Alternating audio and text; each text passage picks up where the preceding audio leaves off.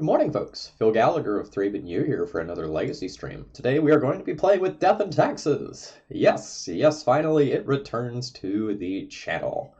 Today's donation deck list is courtesy of Lord Darkview, who wanted to see two different cards tested. Number one, Skyclave Apparition, which is like very clearly the hot thing right now and a fantastic fit in Death and Taxes. If somehow you haven't seen this one already, when it ETBs, you can exile up to one target non-land, non-token permanent you don't control with CMC 4 or less.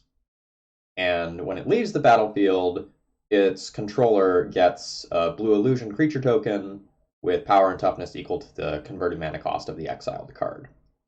So all of those things that Death and Taxes really struggles to beat, like Plague Engineer, Oko, a bunch of other Planeswalkers, Dreadhorde Arcanist, like all those things just get yeeted by Skyclave Apparition, and then you can go on living your life. And it's fantastic. So that card is very obviously good.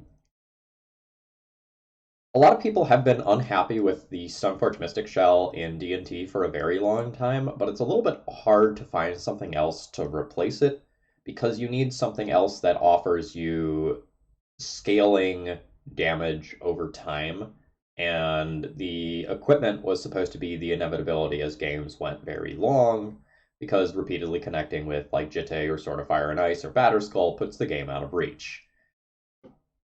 We are going to try out Luminarch Aspirant today to fill that slot.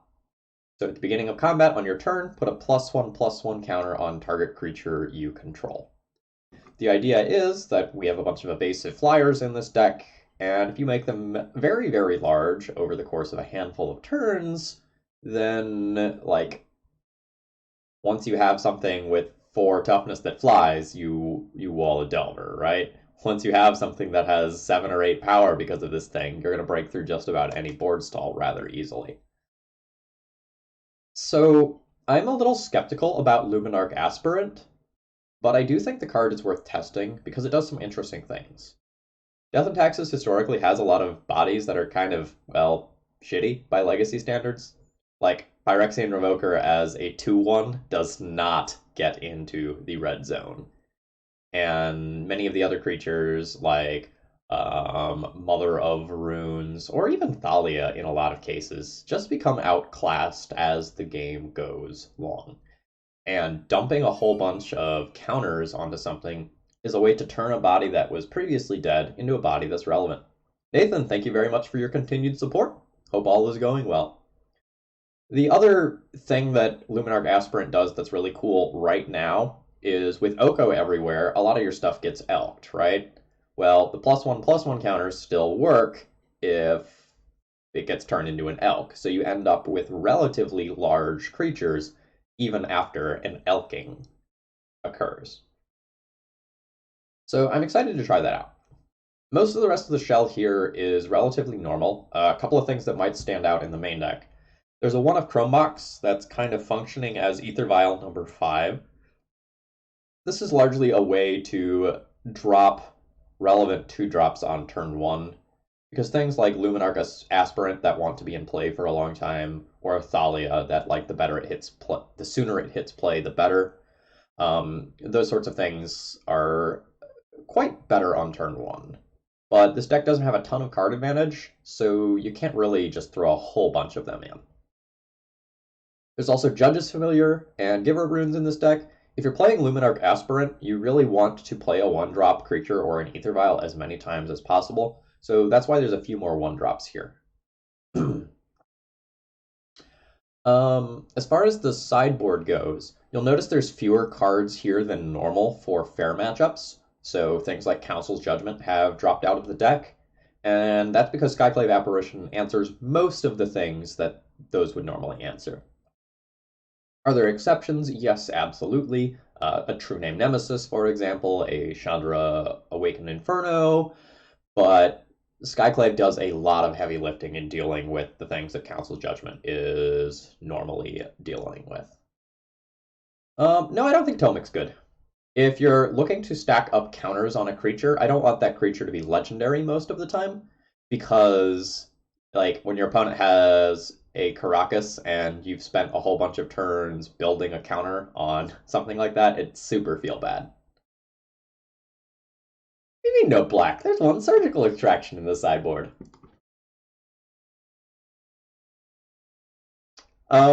Yeah. So if we don't need as much fair stuff in the sideboard, then most of the sideboard can be dedicated to the unfair matchups. So you'll notice the split here of 10 cards that are essentially for combo matchups and 5 cards that are for fair matchups. You describe your deck in less than 4 sentences. It's like White Weenie. That's very controlling. That's annoying for your opponents to play against. And we're testing new cards. That's essentially the gist of it. You're just coming in at the tail end of the deck tech.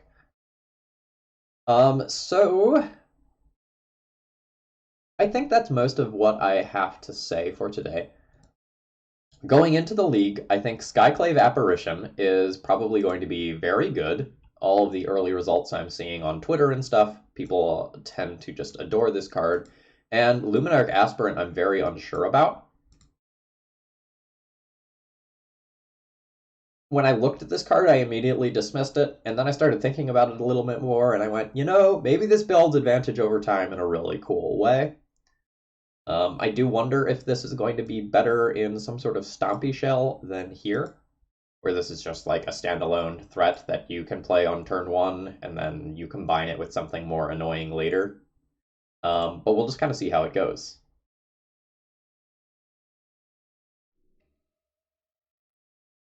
Headshot Catcher, you would be surprised at how few options exist for good playable D&T cards.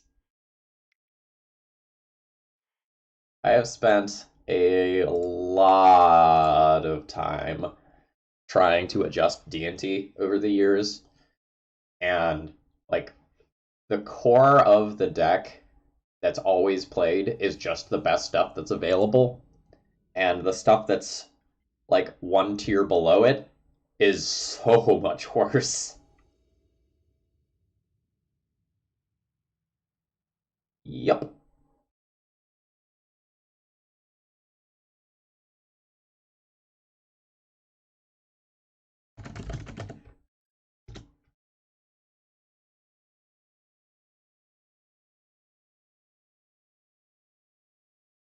We have a really good opening hand for a non-vile hand. Mom into Thalia into Aspirant is a great start, just in a vacuum, that gives us protection, disruption, and scaling. And then we have 2 different things available to answer just about anything that our opponents could have.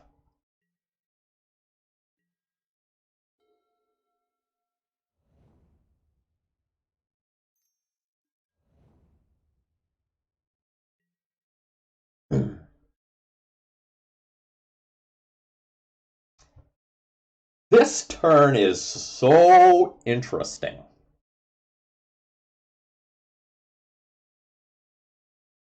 I don't know if I'm supposed to play Thalia or Revoker.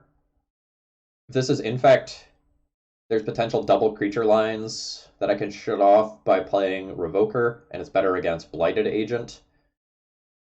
If my opponent has a handful of cantrips, just doing the Thalia is better. If my opponent isn't Infect, doing the Thalia is better. If I keep the Revoker in hand and my opponent is playing an Oko deck, I have 2 potential answers to Oko in case the first one gets countered. Blocky, thank you very much for your support, and yeah, D&T is here. I think I'm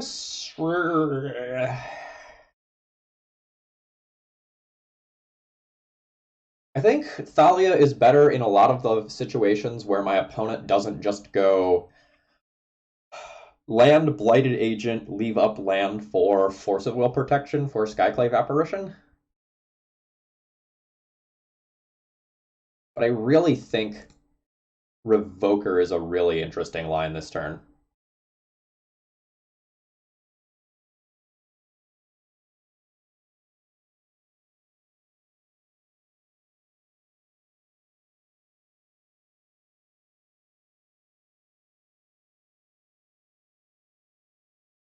Good morning.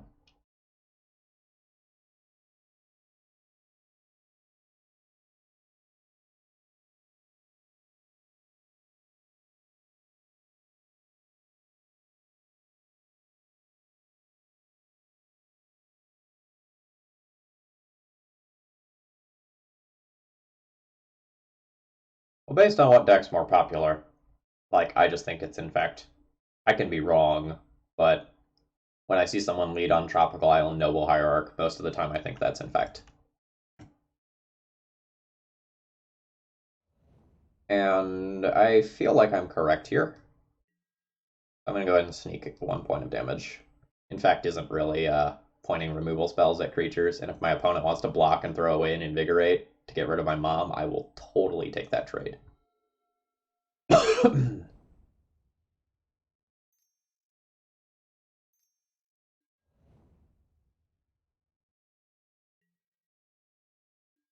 Alright.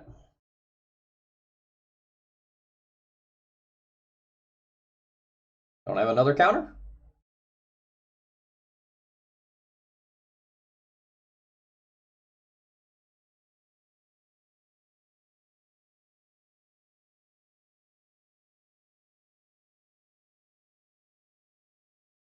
Morning, Archon.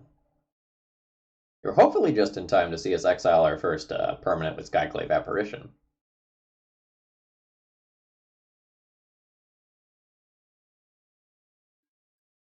Fuck, the second days. That's brutal. We're probably dead.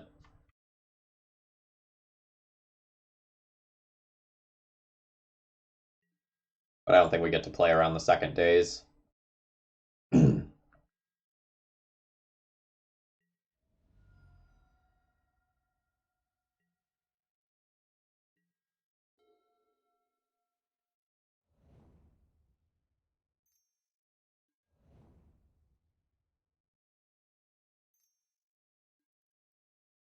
Why would you play a Noble Hierarch before a Brainstorm?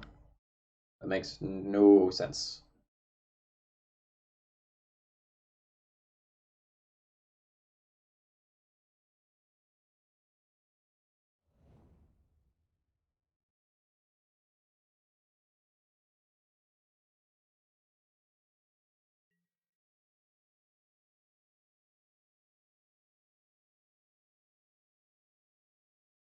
Double Invigorate kills here.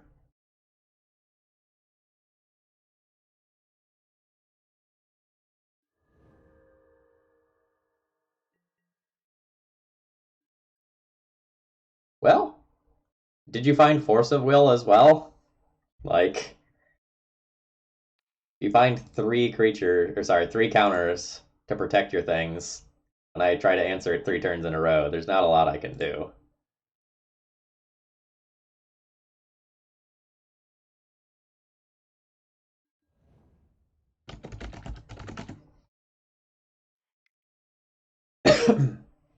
Oh, well, that's cool. This light blue color is absolutely readable. Now, do I keep attacking with Mom? Now my mom might be more valuable defensively.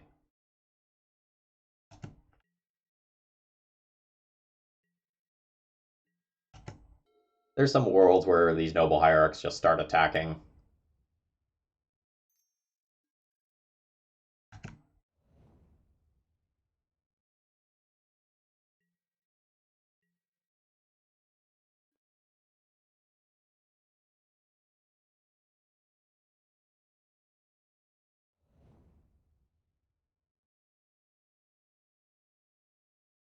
Fire off Wasteland or not?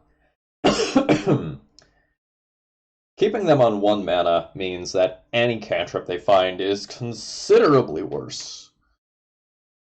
But if they have Crop Rotation in their hand, this line is much worse for me.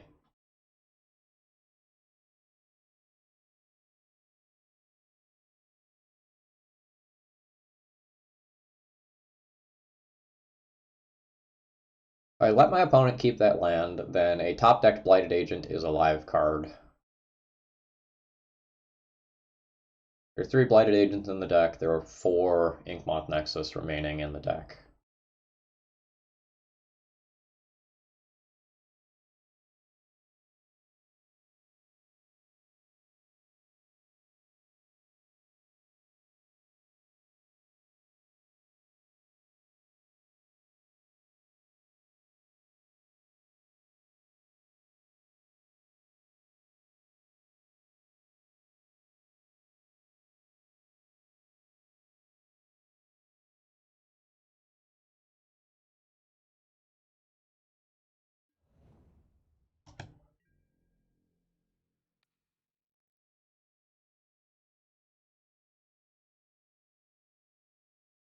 I think this first one goes on Phyrexian Revoker so that it has 3 power. That makes putting Glistener Elf into combat as a bluff much worse.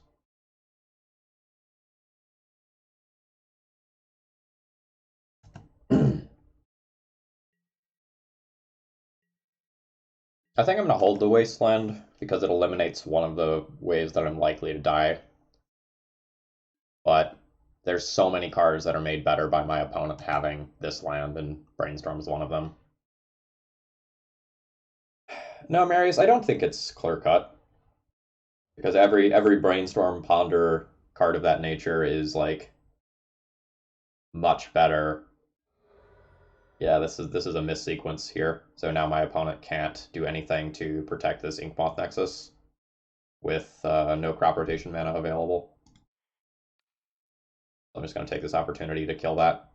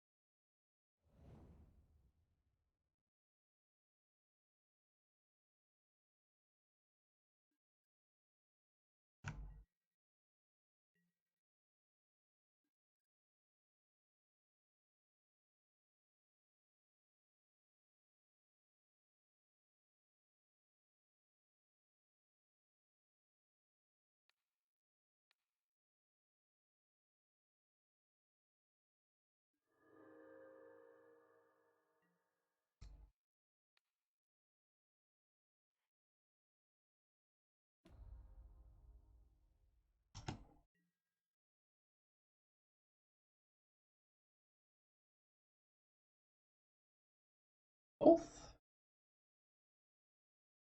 Both.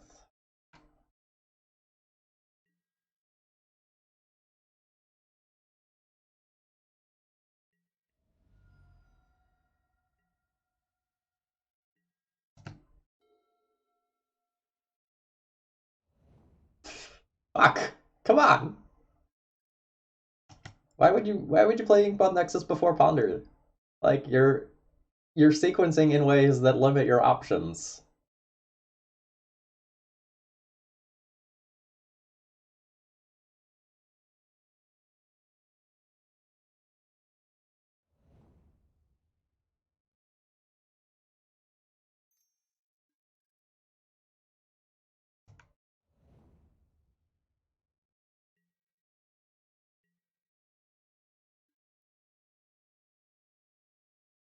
Alright, now we're just dead to Inkmoth activate attack, unfortunately.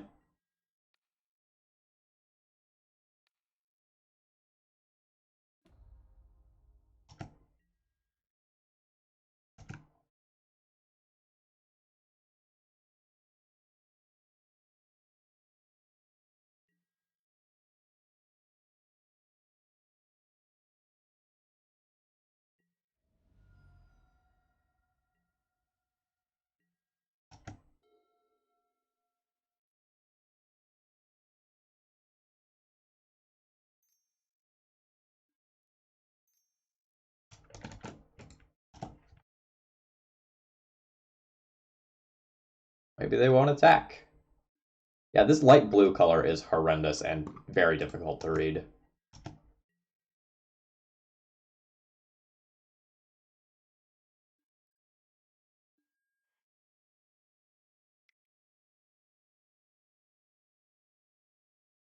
Otter Lady, I'm seeking donations for donation deck list to be played on stream. Alright, Jitte seems good. Path seems good. Deafening Silence is probably a speed bump that's fine to play, especially when I have, like, more removal than normal. Revoker was great that game, but more generally is probably not exactly what I'm looking to do in the matchup. The nice upside of it is that it can also shut off Okos, which they play sometime, but I don't really know that that's where I want to be. Find Prelate is awkward in this matchup. You can use it to shut off something like Invigorate, but otherwise, putting it on one often shuts off, you know, 6+ of your best cards in the matchup.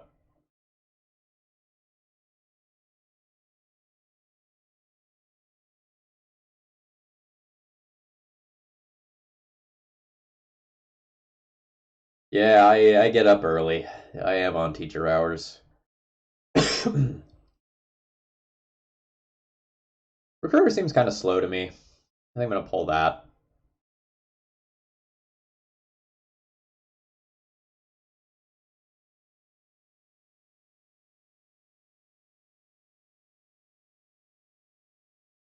I have a lot of really good cards for this matchup with the way this deck is configured.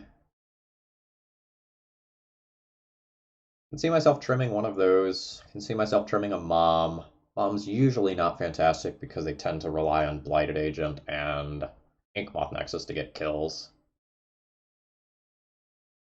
Soltari Image, we're really looking to test Luminarch Aspirant and Skyclave Apparition today. And the rest of the changes to the deck were made with those things in mind. So having more 1-drops, for example, is good if you're playing Luminarch Aspirant. The other thing I could do differently is cut some Thalias. Thalia is slightly awkward in this matchup.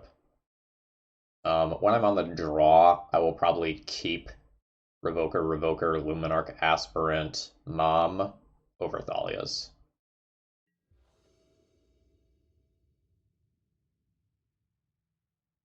Yep. Absolutely keep this. Parallax and Drua, thank you very much for following.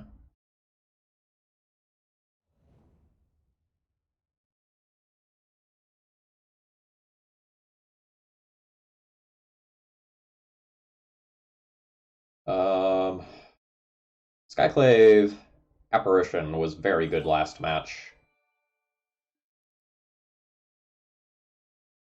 Like, having double the amount of normal removal spells in the main deck just feels so good in this matchup. Irvin Wow, Franco Boli, thank you very much for following.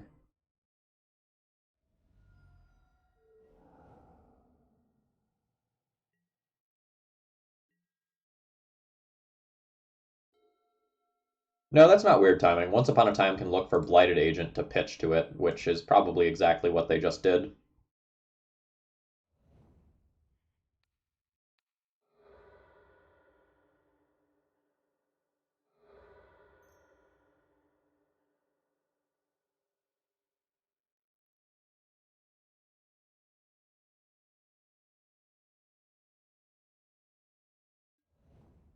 I'm unsure if I am supposed to trade Judge's Familiar for a cantrip. I think I am, given that I have another Wasteland and a port.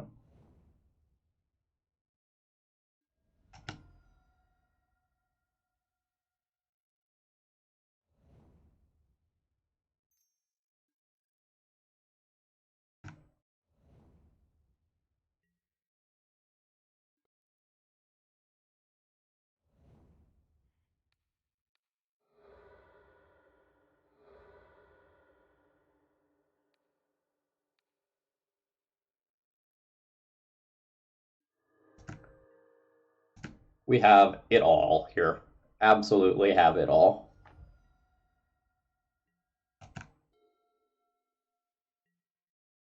Oh, oh, oh, oh, oh. Alright, this feels real good.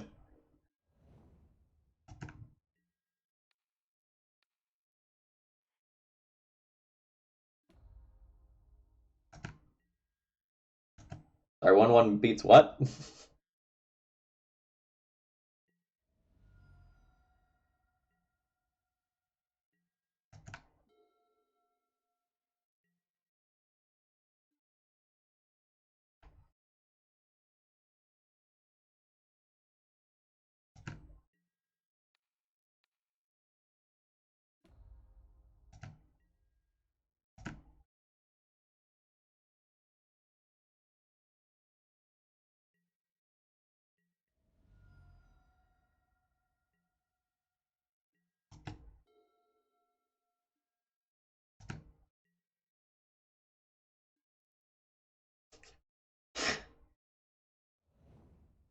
No, we're past the point where we're sacking the owl.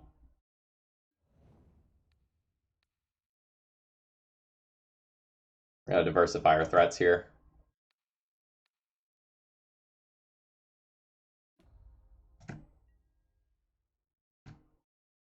In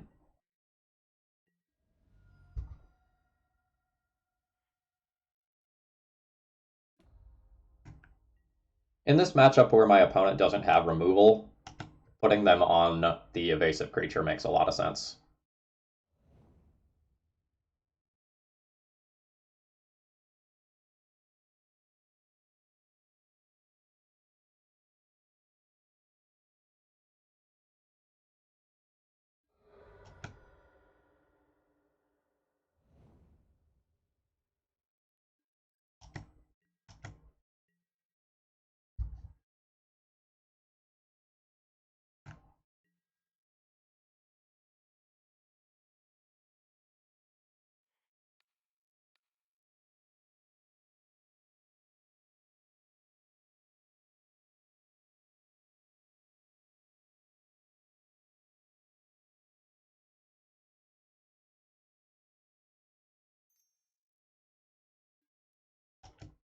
Not going to sacrifice my 4/4 to counter your brainstorm. That doesn't seem good.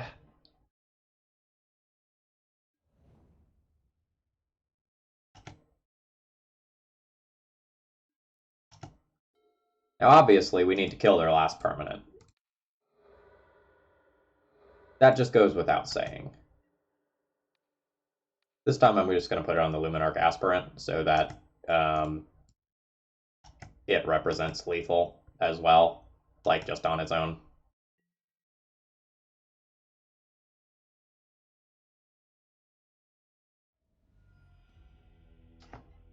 Well, that was clean. Let's do that again. Okay, so on the draw, I think my Thalias are worse, and they're going to make me trip over my own removal spells a little bit too much. I think we're going to board in Revokers for Noble Hierarchs. And which of these?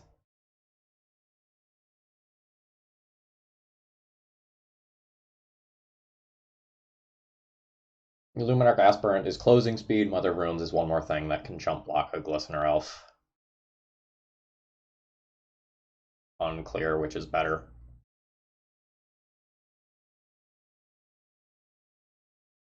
I think on the draw, I'm just going to take one more thing that can jump block. It also just helps me carve out better. Like one of the, like a mom into a Luminarch Aspirant is not the worst if I have some removal to back it up.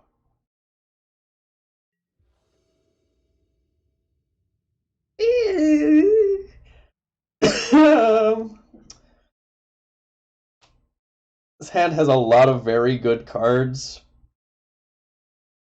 but I don't think functionally wins most games. I'm going to go ahead and mulligan and look for something a little more stable. This fits that definition.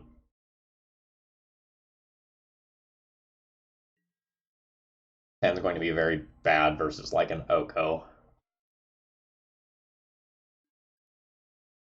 It's very good versus creatures.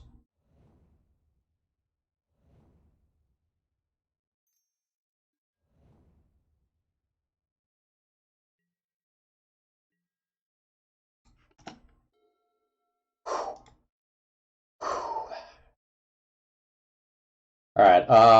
Need to make a decision about how to play this game. Yeah, Nathan, it is. I don't think I'm going to point a removal spell at the Noble Hierarch. I think I'm just going to point removal spells at their creatures.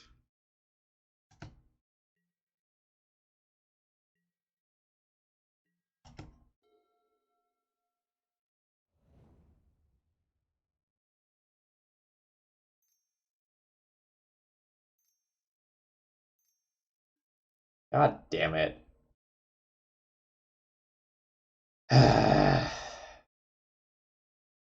Yep.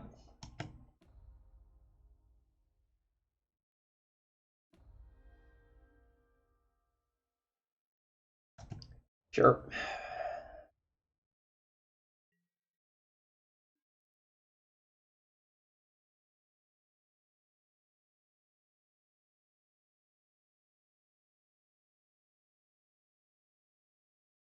Put an elk into play. The Oko is more threatening than death by infect. If my opponent turns this into an elk and then kills me, I don't have to play against Oko anymore. So, like, that's all upside for me.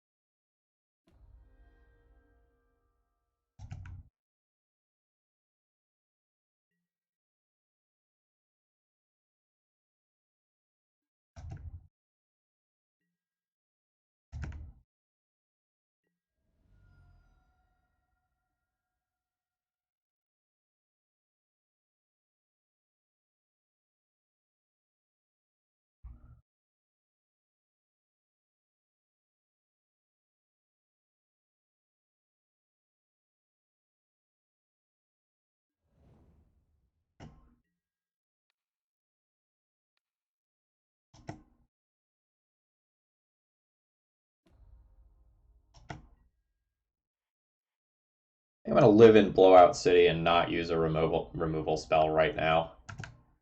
I think my chances of winning this game versus this Oko are basically zero. So I'm going to try to remove a Blighted Agent in response to lethal.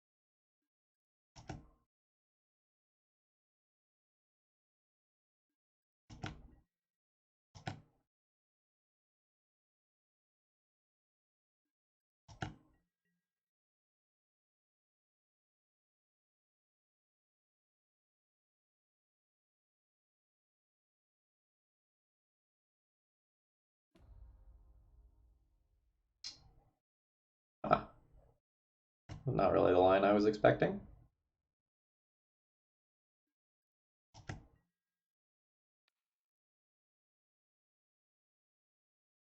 Swords? Path? Swords? Maybe swords.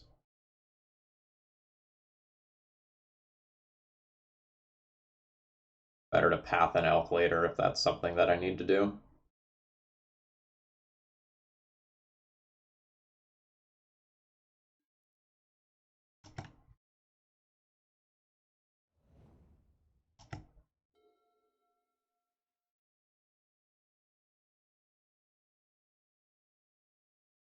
Hmm.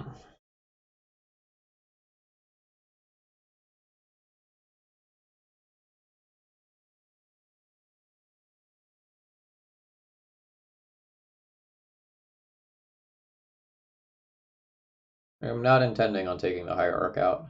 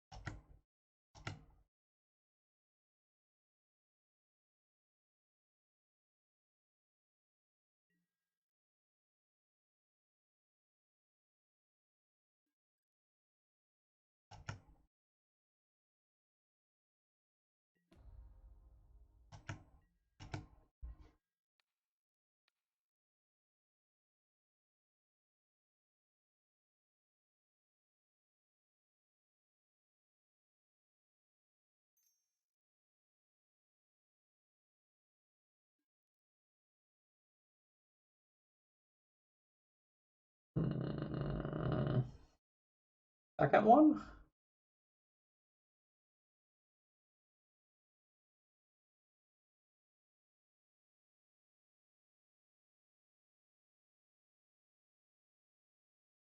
Really didn't want them to have a protection spell here.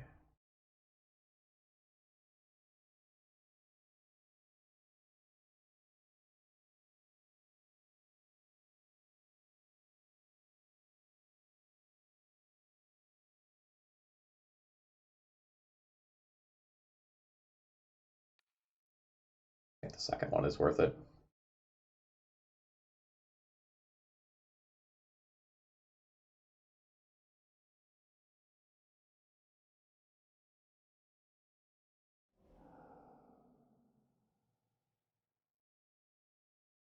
The more interesting question is now like port versus mom. Because the port kind of does nothing at actually stopping the Inkmoth Nexus if they can kill me with it, because they just wasteland my port and that's that. They already have like probably the mana required to kill me. Yep, alright, they don't even make it a conversation.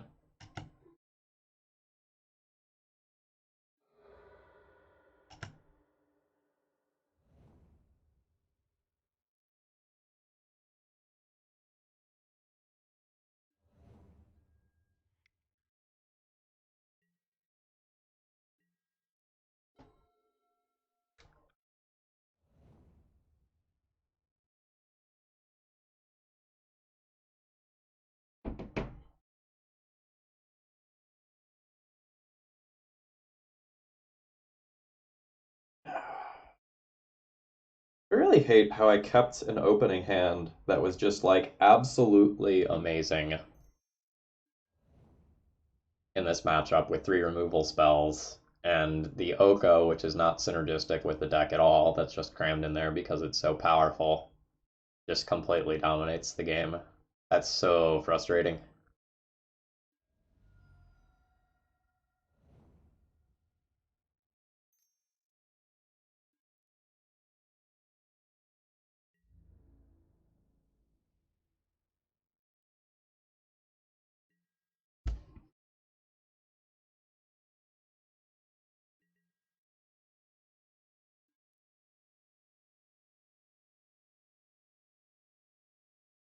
Well, that's very good. How to use it is tough. I'm giving pro green on Remorseful Cleric to kill Oko this turn.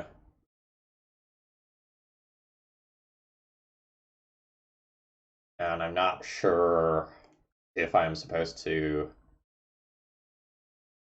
Source of Plowshares in combat next turn or what.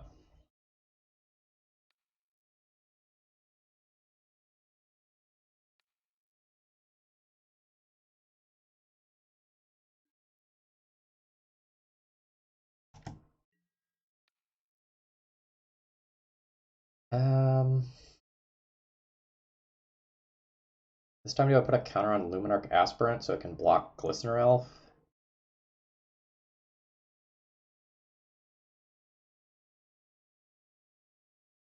Glistener Elf just attacks in as a 2/2. Yeah.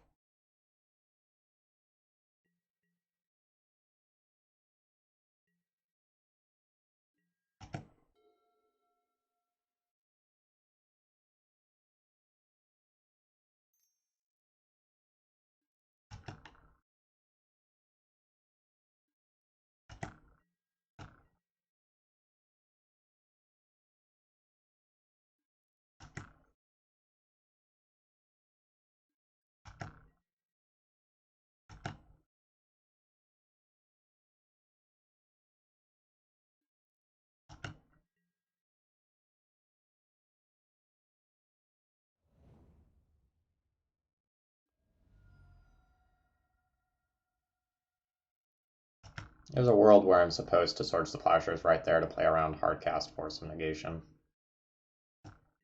God damn it. exactly what's going to happen.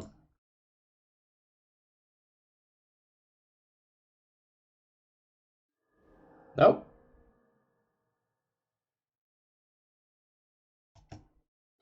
Cool.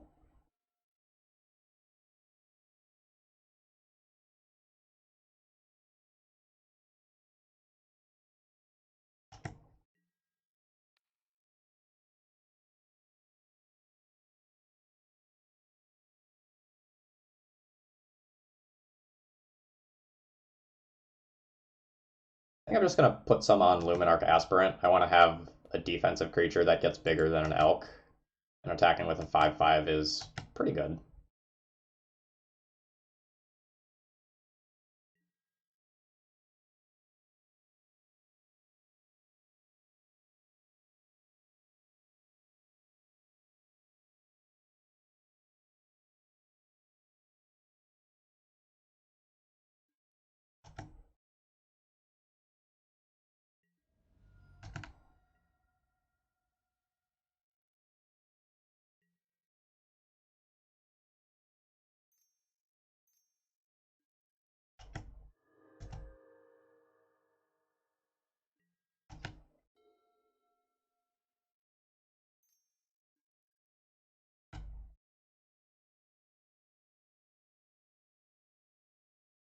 Really, I just want one of us to be dead at this point. I kind of have to pee. That'll be me. I'll be dead soon.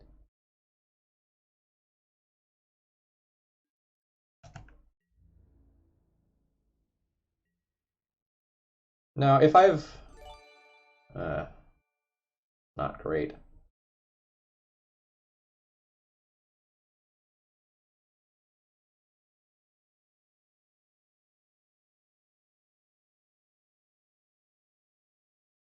I probably need to turn both of my creatures sideways now. And try to close the game in 2 to 3 turns just by attacking. The Inkmoth Nexus has me dead in 2 turns, so like that's the way I win. We'll turn Luminarch Aspirant into a 4/4 and crash in with both.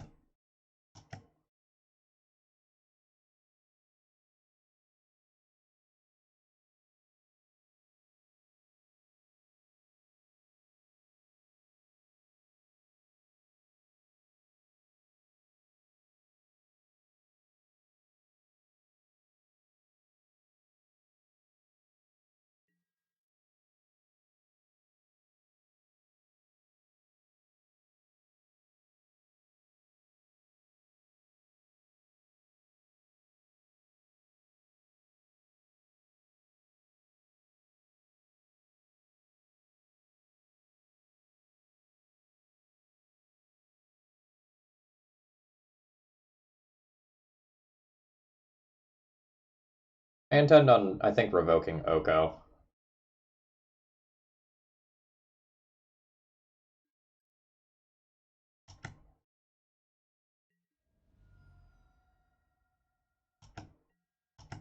The Noble Hierarch isn't really doing anything meaningful.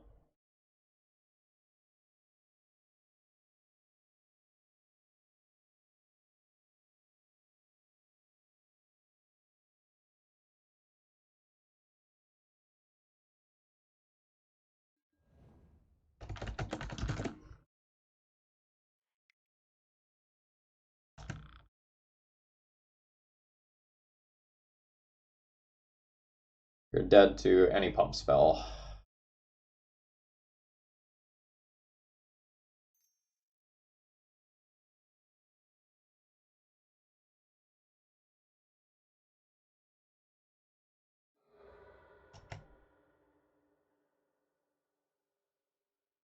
I'm not dead to Pendelhaven.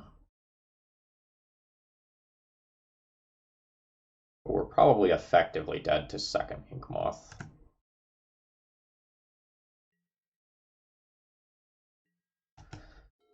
Final hits for 2, putting us to 8. Oh, they just drew Pendelhaven. That's unfortunate.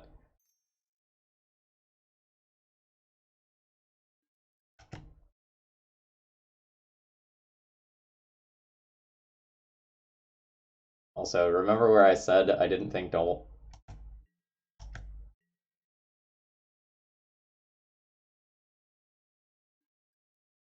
Oh my god, I think my opponent is going to let me not die this turn. Holy shit.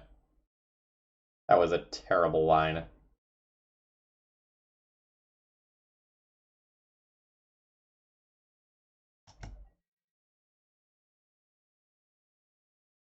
Wow.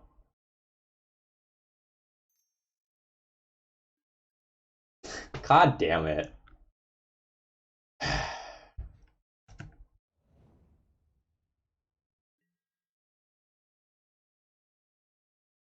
That's frustrating. Our opponent did not play that one well. So they attack with Noble Hierarch trigger on the stack. They Pendelhaven me. That represents lethal because it gives both the Exalted trigger and the Pendelhaven activation. And that's 3 on one attacker.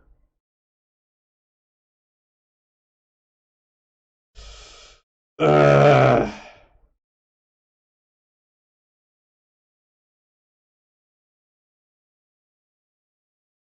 Alright. I will be right back. I'm going to run to the restroom.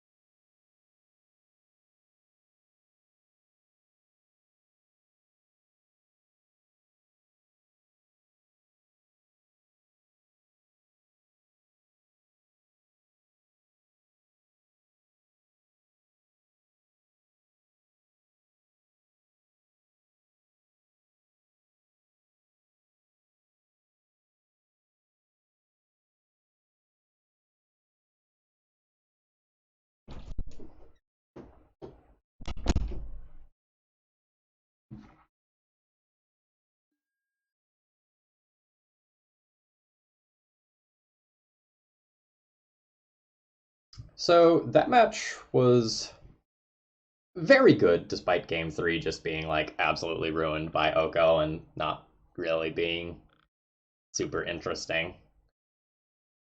Um, but the cards we were playing with felt really good there. Like Luminarch Aspirant as a game closer really looks to have a lot of promise, and Skyclave Apparition was very, very good. Like, it didn't resolve, but if it had, it would have been close to game winning.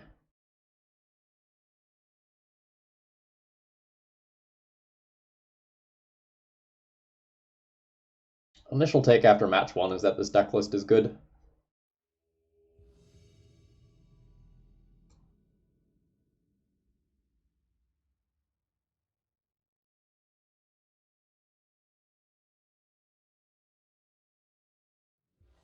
Wonder if Luminarch Aspirant is going to be like very, very good in other formats.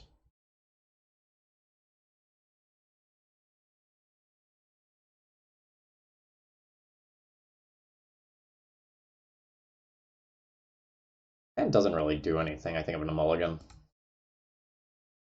I know my opponent plays ninjas sometimes, and I also know that I think they got caught stream sniping or something of that nature recently, and it was a pretty big deal.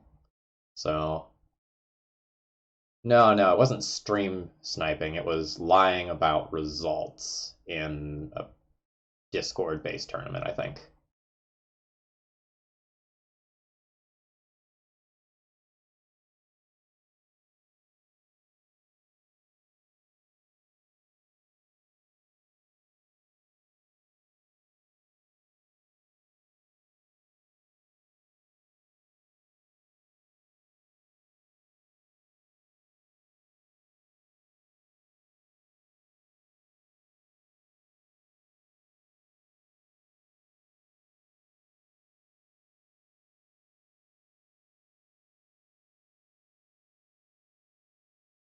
The Twitter drama was something along the lines of they got paired against some pro, never showed up to their match, and claimed that they had won the match or something like that.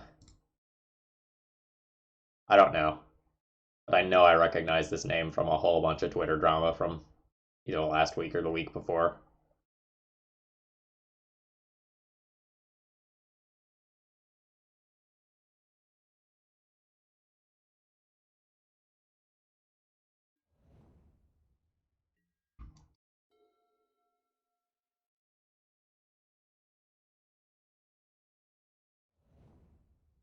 Well, if we have turn 2 Thalia against Oops, that's a pretty good place to be.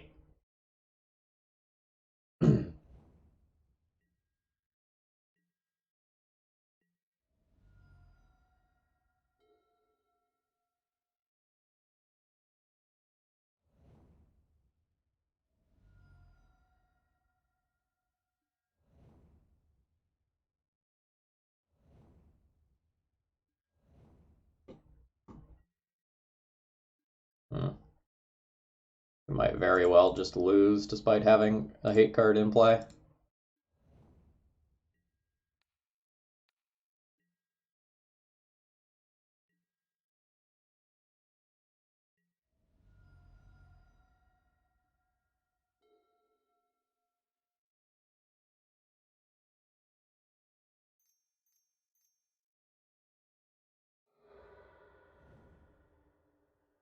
Cool.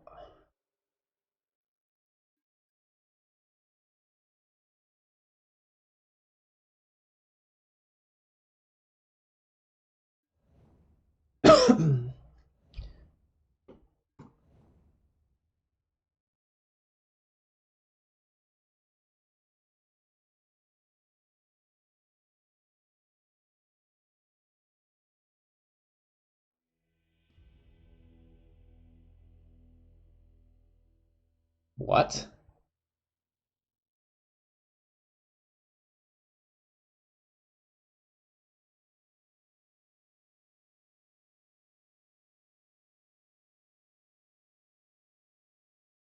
Oh, they die. I see. So they didn't play in a way that allowed them to pay the tax for Dread Return, and then they died. They were going to die because of the drawing a card in their draw step.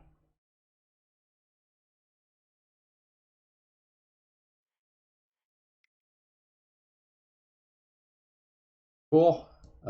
Cage seems good. Surgical seems good. Deafening Silence seems good.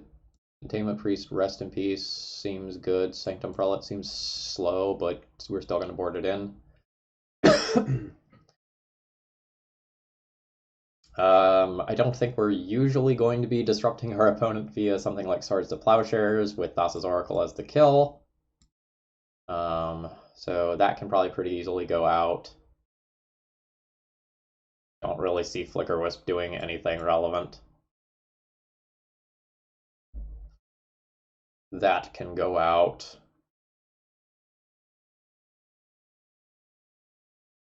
Mama's just a 1-drop that curves into Luminarch Aspirant.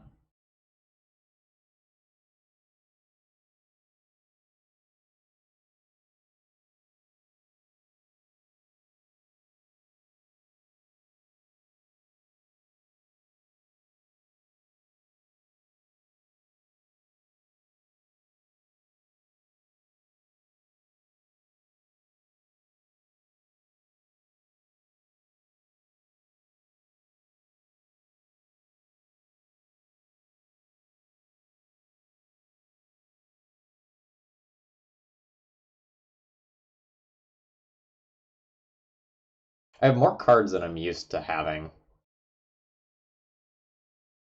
wonder if it's just Vile.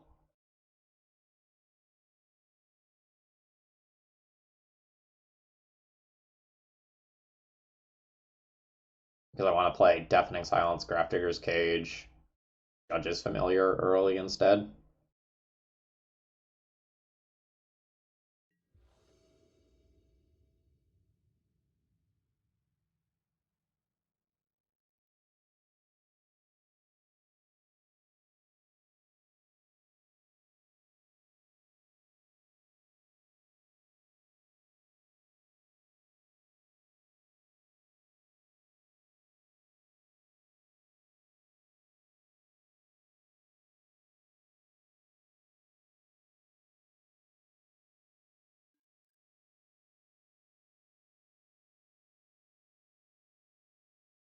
I'll keep this. This hand gets to go Grafdigger's Cage on turn 1, followed by Aether Vial the following turn.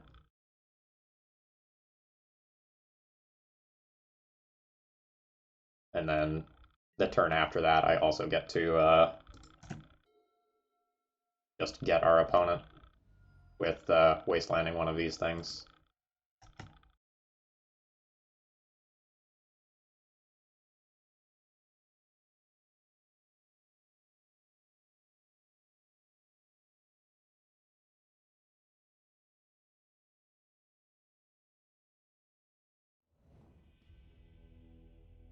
Cool.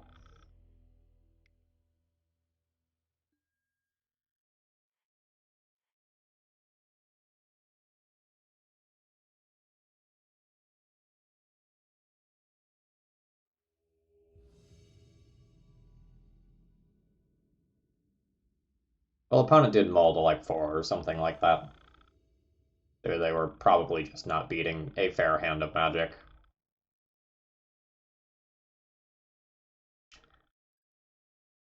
Eh, this is a good 6-card hand. I guess I'll keep. I'm not excited about it.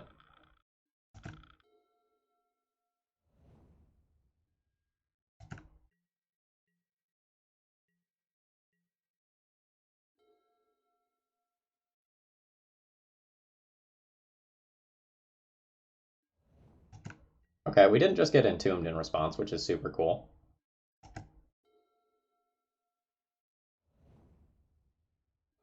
Painter?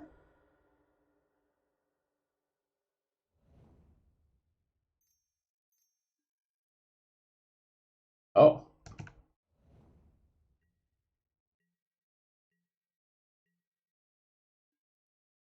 Fuck that third Caracas. God damn it. Alright.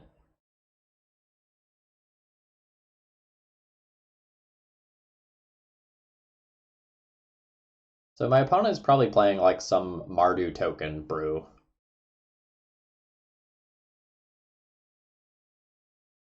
I don't really care about the chump blockers off of this.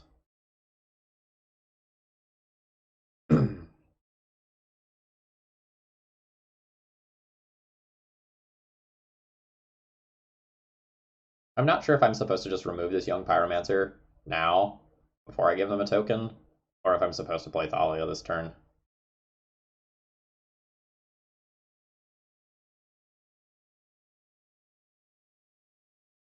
Playing Thalia this turn makes my next turn awkward because I don't have the easy possibility of like Luminarch, Aspirant, and Swords to Plowshares.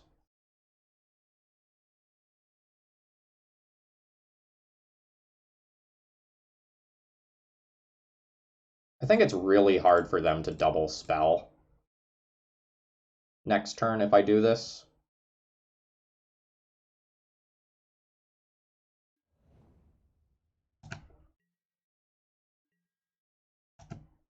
Oh yeah, if you want to shit on like combo decks like Storm, Curses is real good.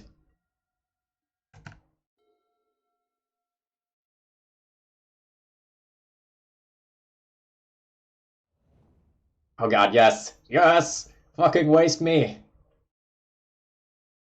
That is harsh.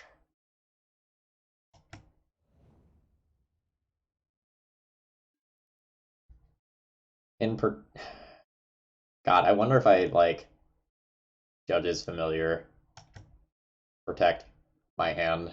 I'm just gonna hope that they miss the first time around. Fuck. Now they know to not wasteland the Caracas, too.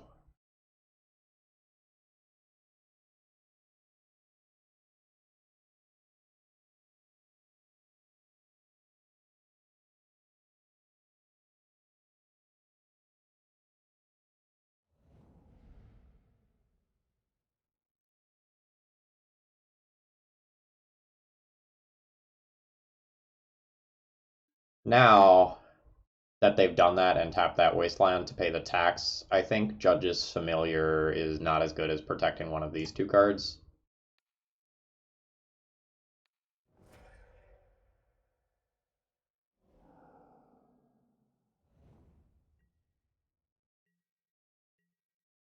My turn 3 now? Is my turn 3.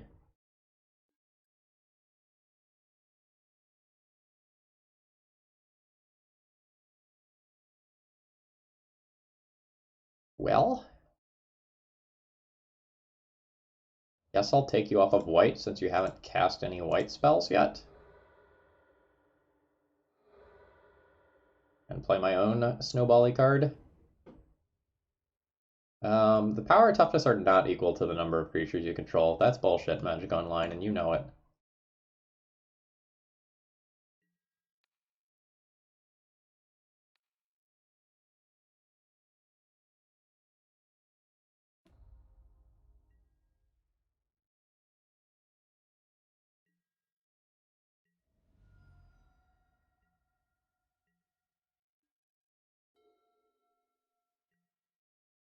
This right here is why I never play 3 Caracas when I can help it, just by the way.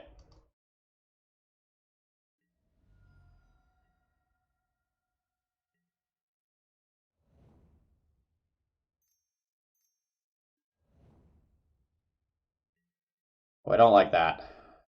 I do like that. But I am probably supposed to just play Sarah Avenger this turn and start making it large. Like, I play Sarah Avenger this turn and put a counter on it, and then it's outside of bolt range.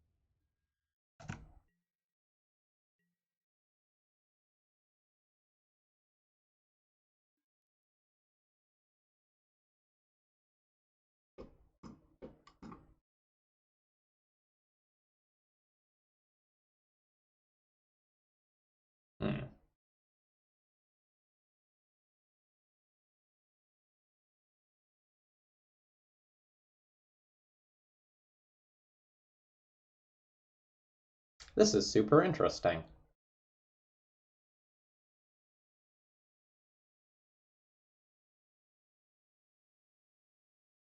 I think I'm willing to trade Luminarch Aspirant for a young Pyromancer, since I have another one.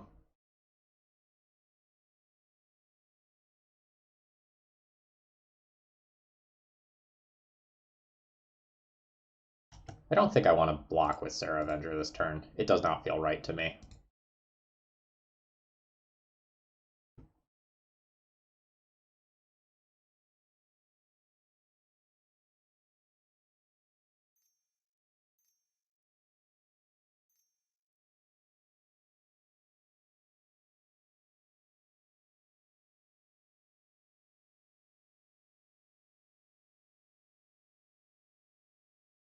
I have no idea what this is.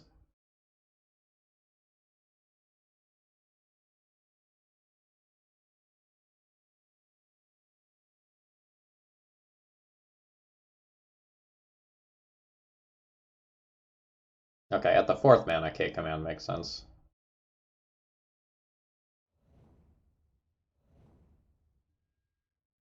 I will gladly discard a Caracas.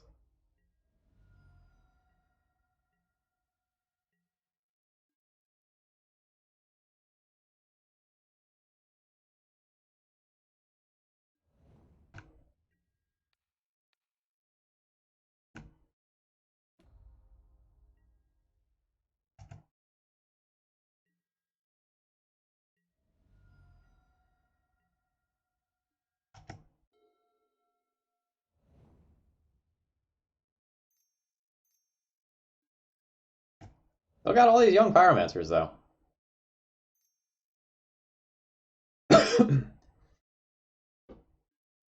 Neat.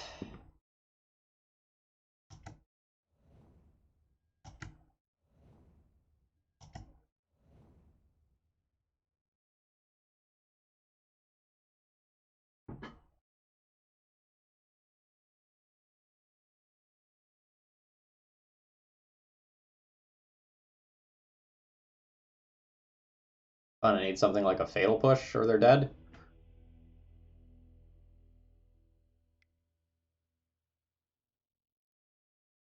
Jitte seems very good. Path to Exile seems very good. Well, it seems okay. I don't know that Rest in Peace is actually good enough.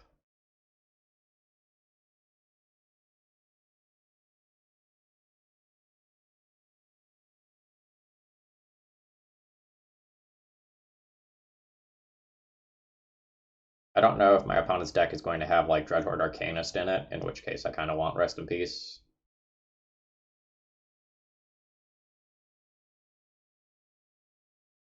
But, like, I know I don't want Revoker. I didn't see any, like, Lily Last Hopes or anything of that nature this game.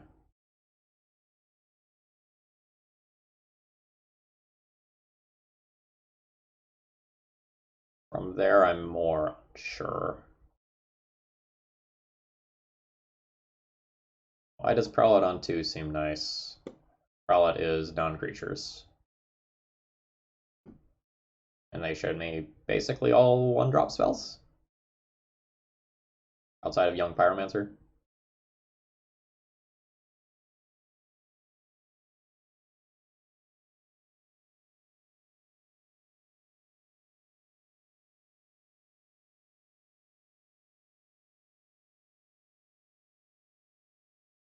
Probably gonna board this in.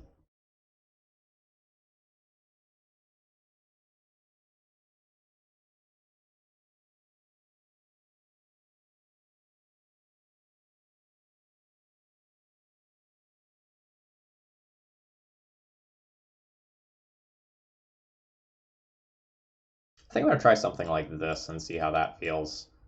Like, we're bringing in lower to the ground removal over the apparitions.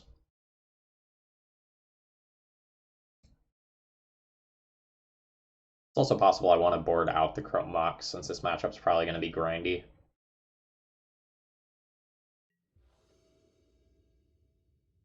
Fuck yeah. I will just keep a hand that allows me to connect with Jitte on turn 3. Absolutely.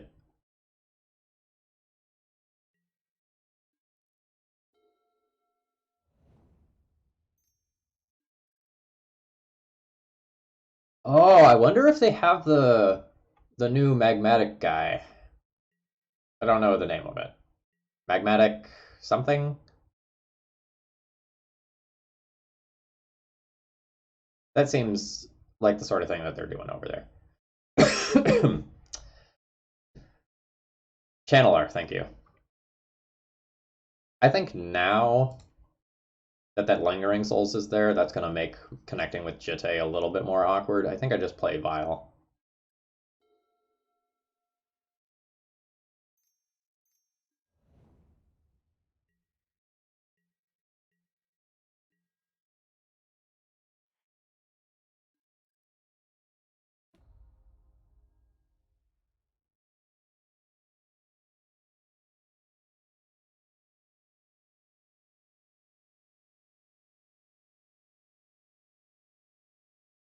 This turn's hard, because playing, like, using Path to Exile to remove Young Pyromancer is appealing, but if my opponent has a basic Swamp and that abomination of a mana base they have over there, it's awkward that I give them black for Lingering Souls.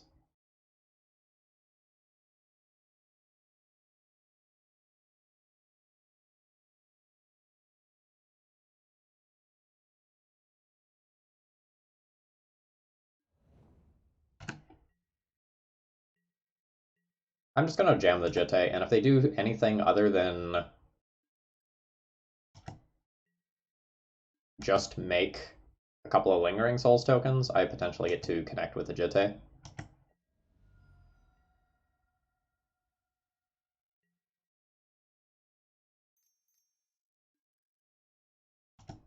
Fuck. Fuck. Oh god.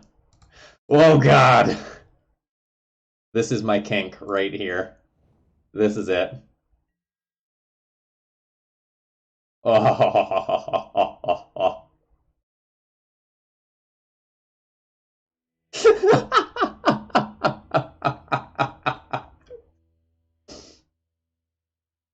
God, that was savage.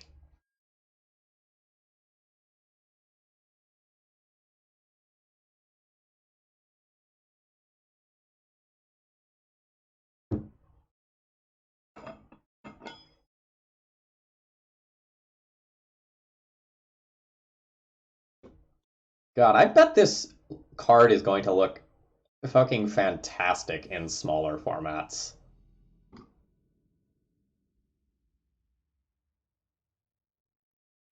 I mean, I basically got rewarded in like the ultimate way possible. Like, there's plenty of lines that punish me for taking that.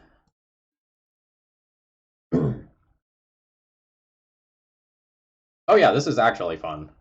Like, the net fun, even after the Oko is factored in, is still positive. I think I shipped this hand on the draw.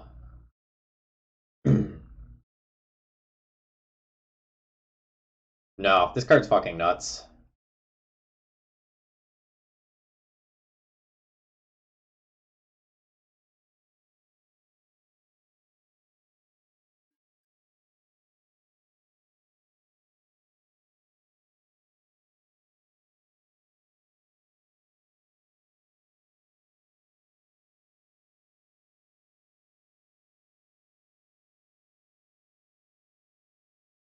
I mean, Aspirant seems to be closing games pretty well with, like, whatever idiot I happen to draw getting counters.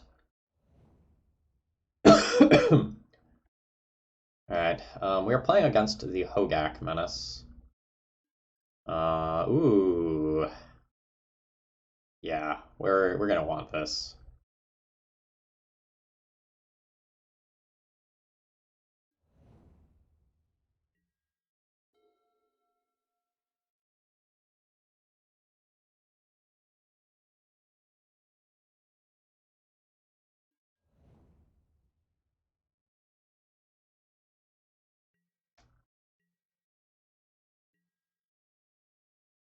far as hits go, we're pretty happy with what has happened so far on the other side of the battlefield.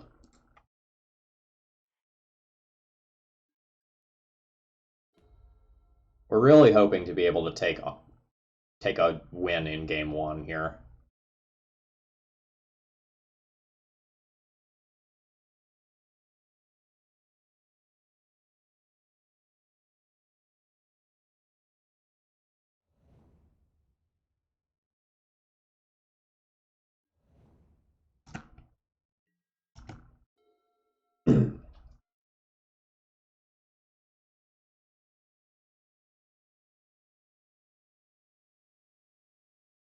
I want an evasive creature because I don't really want to kill these Stitcher suppliers in combat. Yeah, like I'm just gonna take this damage rather than kill those. Killing those results in the creation of a zombie and gives them more looks at cards that can maybe get them out of what could be a rough situation.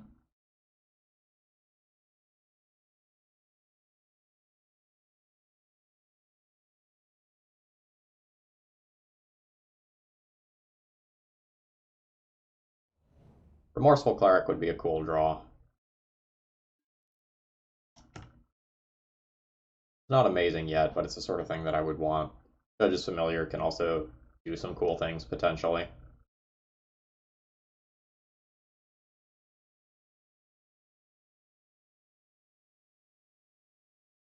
The Caracas that I put back would be nice right about now, though.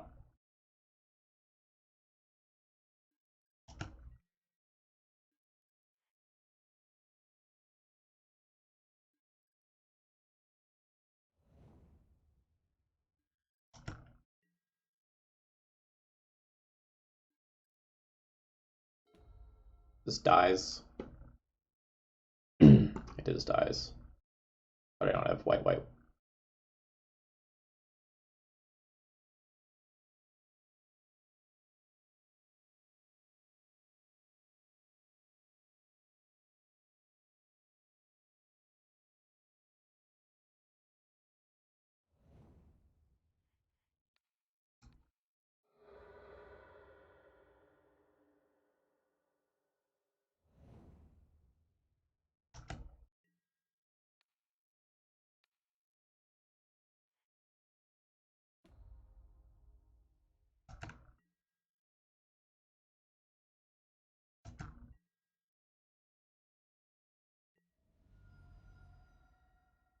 Nope.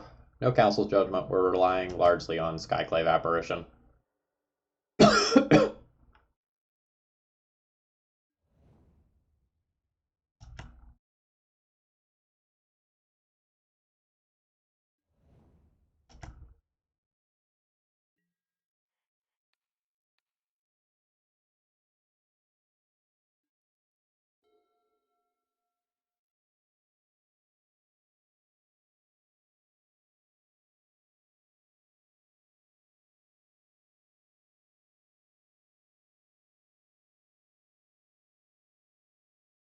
Yeah, I mean, having a card that can generically answer 2019-2020 bullshit is a pretty big deal.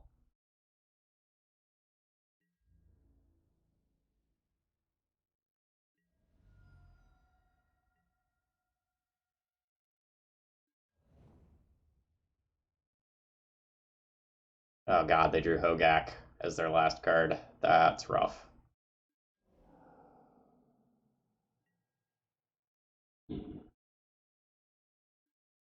Skyclave Apparition, noticeably not going to beat that.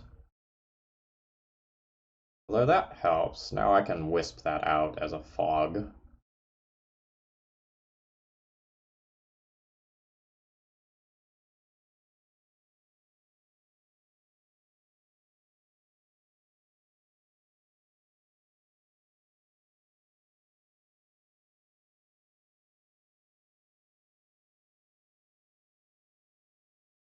Because I can.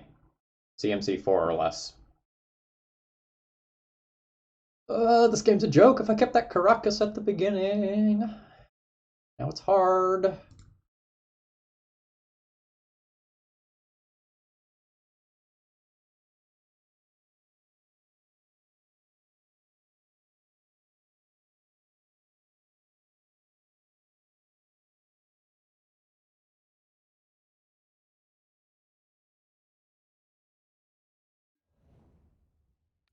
Supposed to take out probably a recursive creature here. No, no. Flicker Wisp needs to save me 8 life.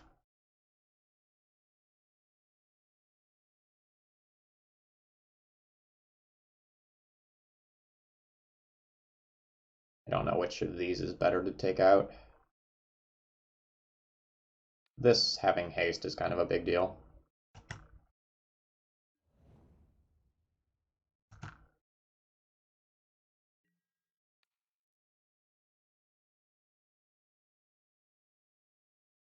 I guess we keep putting counters on Thalia, and maybe Thalia gets big enough to first strike out Hogak? Question mark.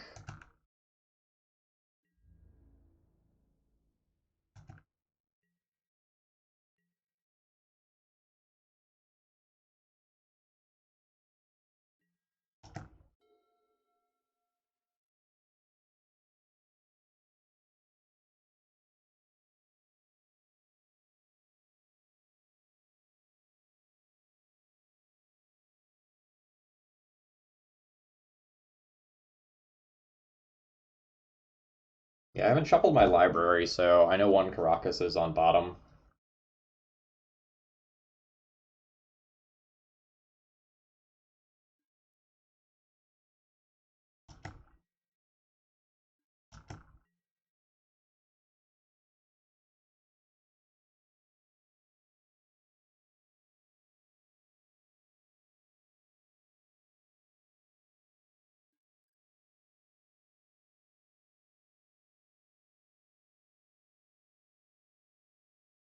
Yeah, I think I'm good with taking 4.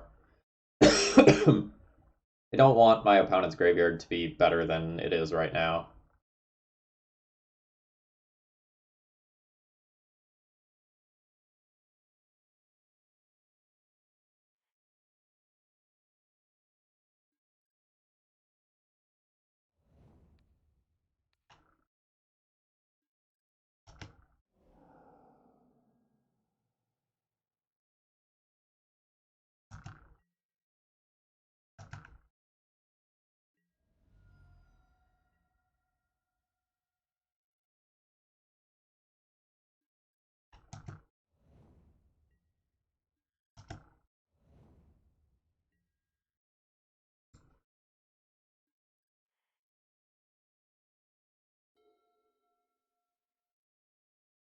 I guess that gets rid of a bridge from below. That technically does something.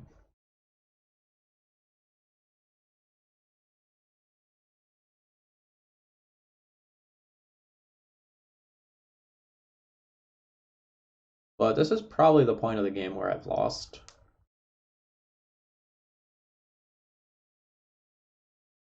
I don't know. Like we'll see what happens.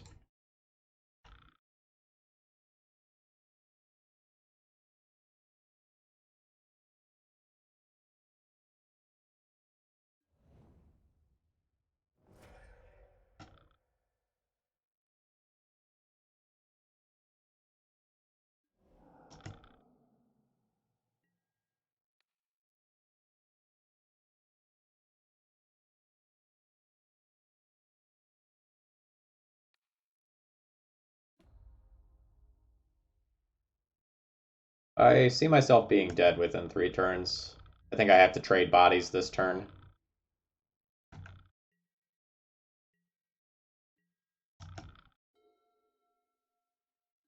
The trample damage that Hogak represents is kind of huge. And just all of the smaller bodies turning sideways is also a big deal. Alright. Opponent didn't send away their grave crawlers here.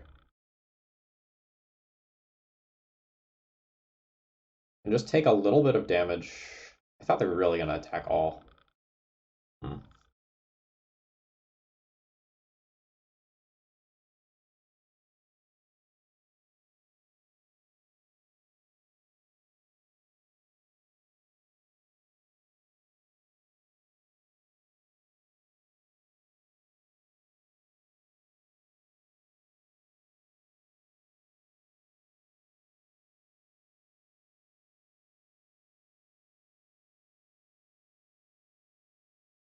block with Thalia on Hogak, protect from Hogak.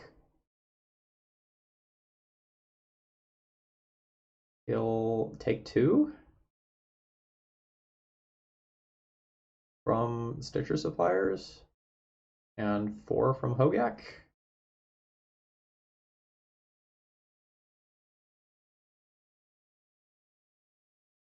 Or kill some Stitcher Supplier and just kind of hope to get a little bit lucky and give myself more time to get out of this.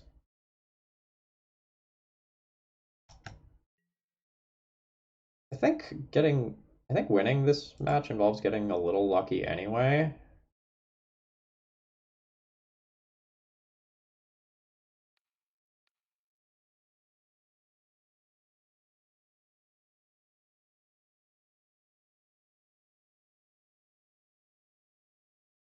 Uh, let's take that. No. No, let's not.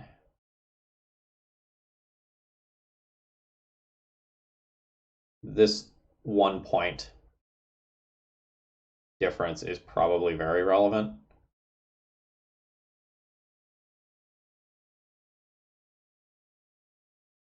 I think conceptually I like trying to trade off both of these at the same time. Potentially before bridge stuff happens.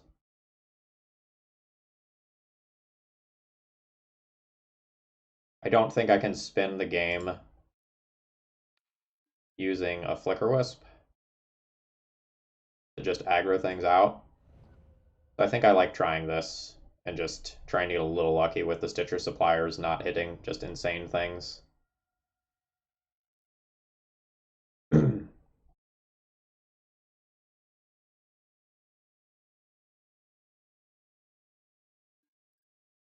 A Swords to Plowshares. That's pretty damn good on a Hogak.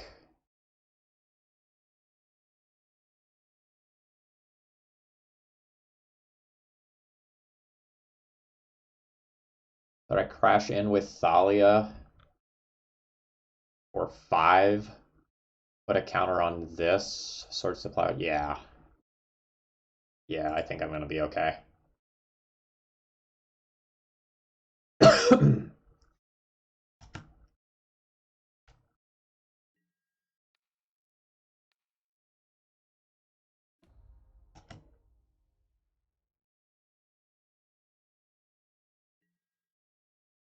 I wonder if I can sneak in an attack with Luminarch Aspirant. Would my opponent trade Dryad Arbor for that? Would I be happy if that was the case?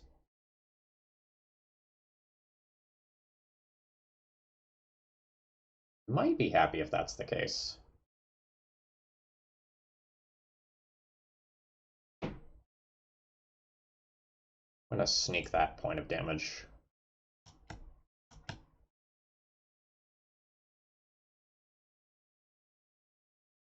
This keeps them from casting spells because they can't pay the Thalia tax. I think that benefits me very strongly with the whole like Rishadan port that's sitting on board.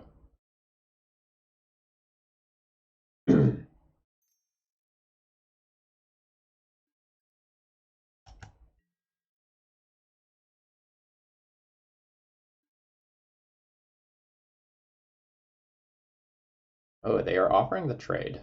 Now, do I protect?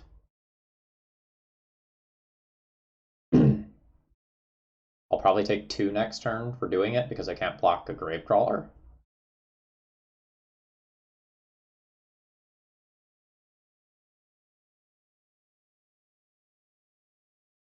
I probably can't protect. My opponent has a Bloodghast that'll have haste. Yeah, I'm good with this.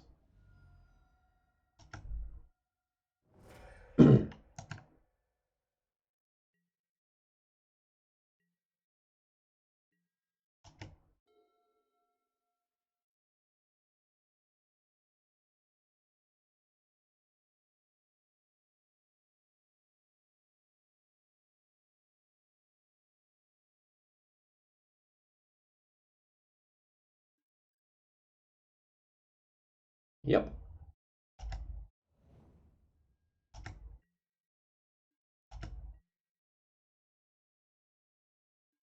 Why no port?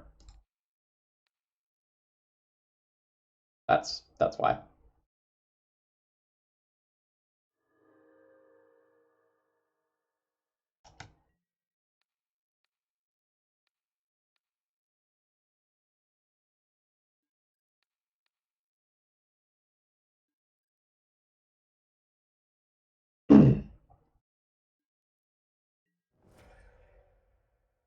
I think we're gonna win.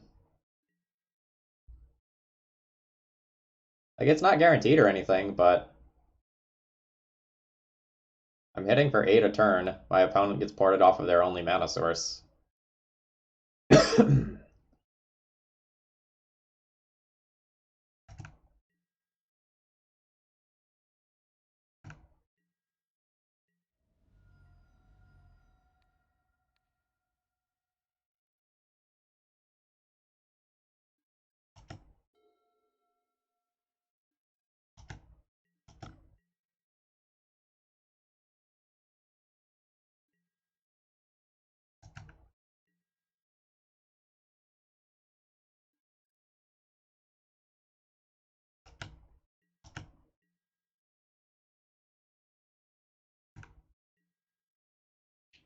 This is insane.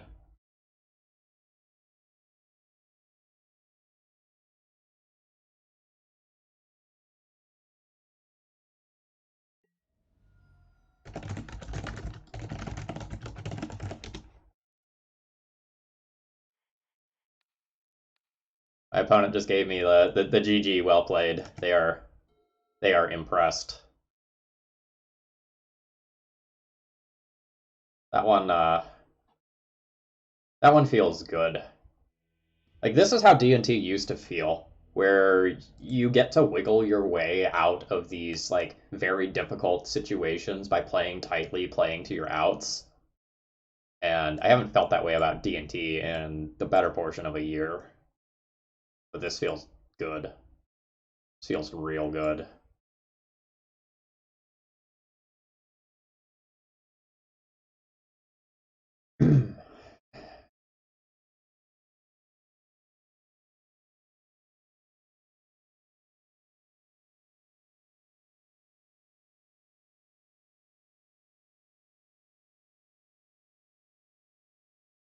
I have to like completely learn how to re-sideboard with this deck though. Like, I have no fucking idea how to sideboard with this version.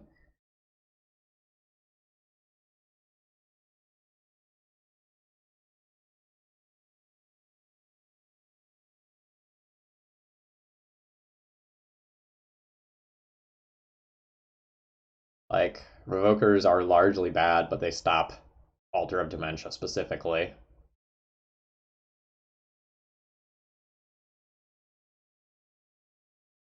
Judge's Familiar is kind of bad, but it's evasive and it can technically kill Bridge from Below's.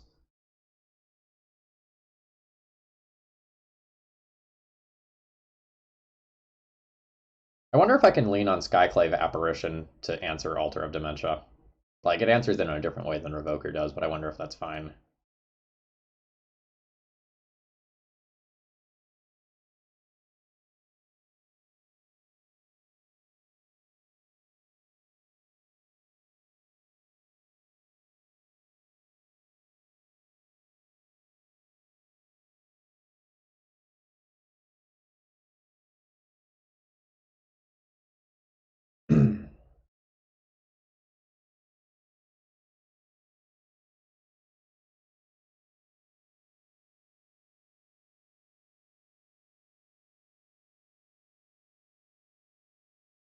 Yeah?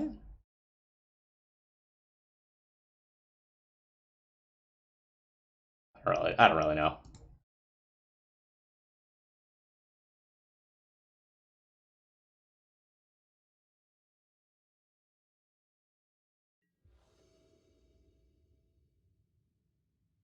Yup.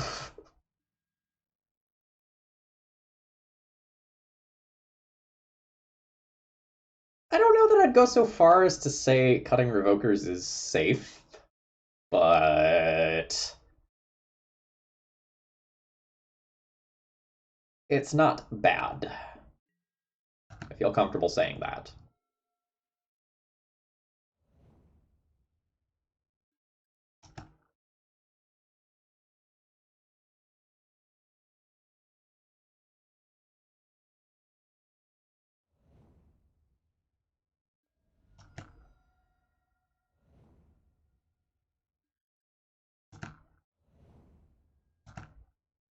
Fuck! Oh, no!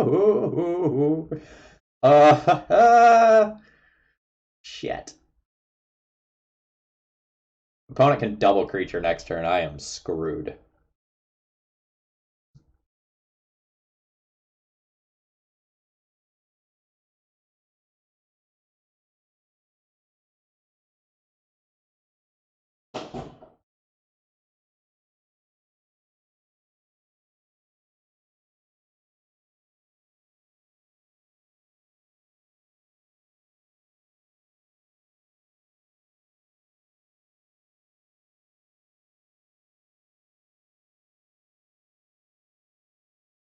I think I win this game if my opponent can't cast 2 creatures next turn.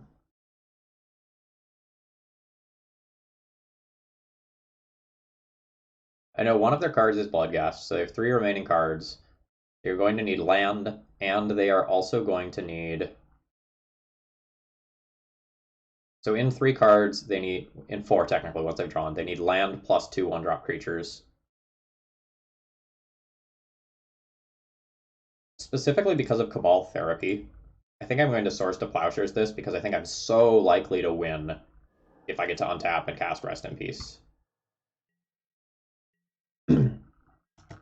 Like, there's plenty of things that can stop this.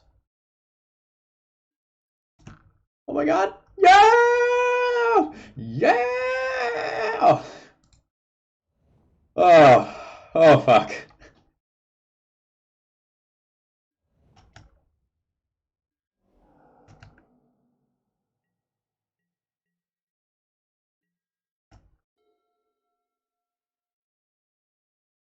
Now I don't care if we get like Abrupt Decay or Force of Vigor or whatever. Like I can put Athalia into play, defend it with Caracas, start Wastelanding.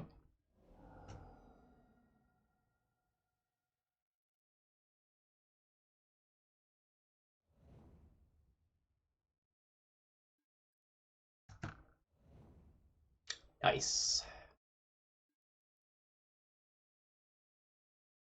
Well, alright, I guess technically, in the off chance that my opponent plays Daze or something crazy like that, I should sync with sequence like this. And now I want to take them off of Abrupt Decay mana. I think Thalia plus Port is going to massacre my opponent this game.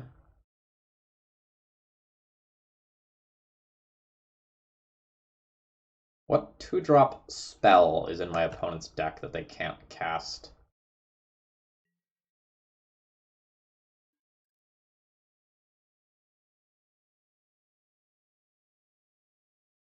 No, Alter costs 3, right? Does Alter cost 3?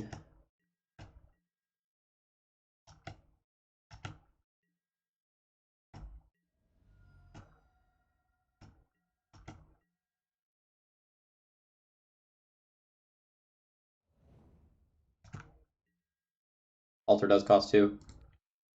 Oh, I might be mixing up Alter with the other one. There's another EDH card of that ilk that costs 3. Ashnod's Alter, maybe?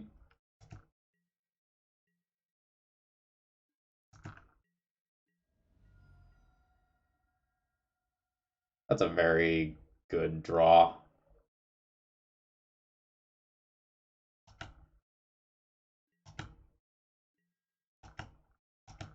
Well, kind of.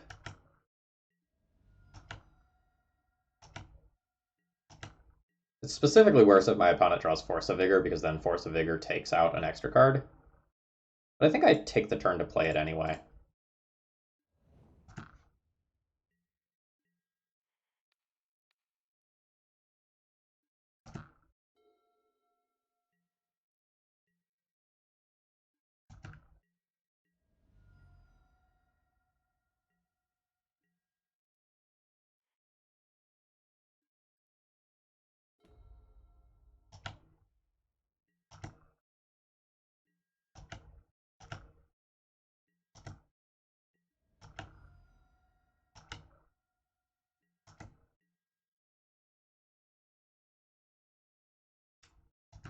Phyrexian Altar, I see.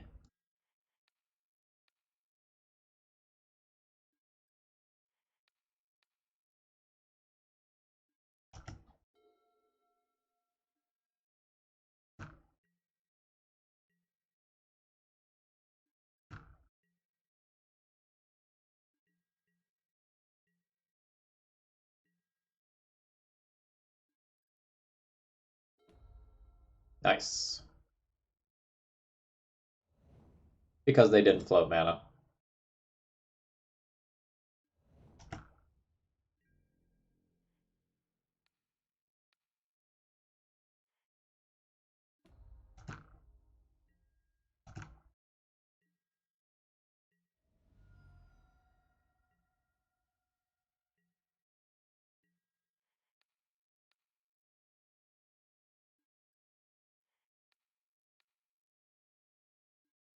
Even if they did float mana, I'd still probably just choke them in the upkeep.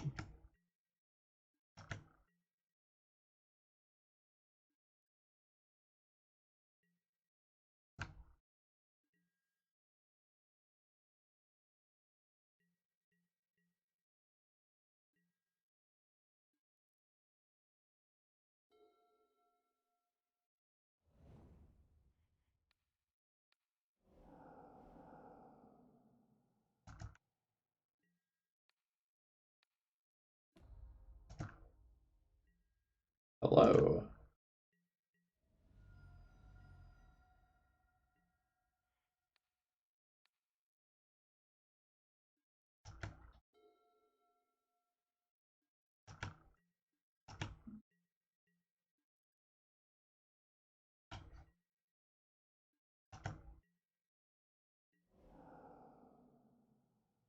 Notably, Bloodcast cannot block, so Thalia is a lethal attacker this turn.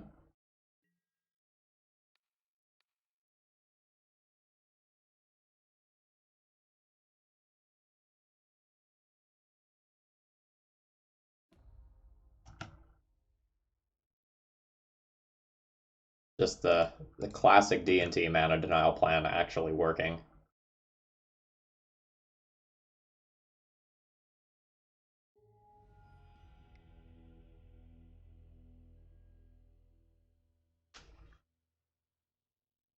This Aspirant card is really good.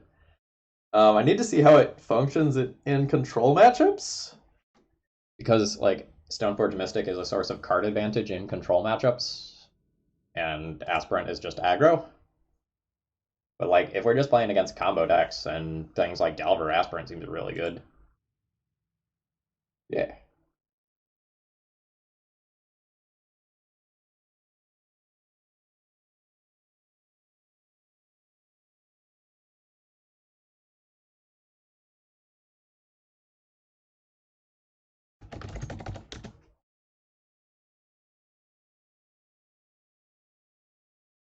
We played against Infect, and we very narrowly lost.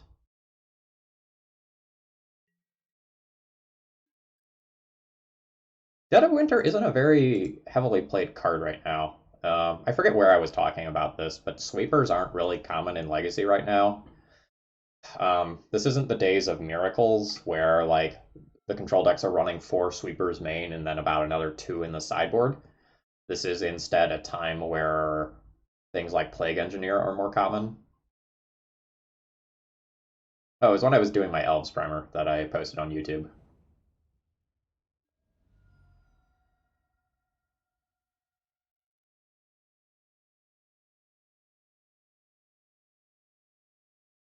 So like even the decks that are playing sweepers are only playing like 2 rather than the 6-ish we used to see.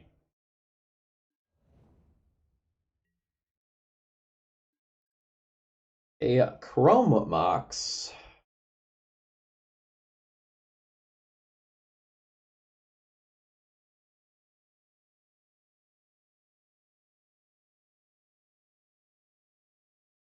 Is my opponent on Delver?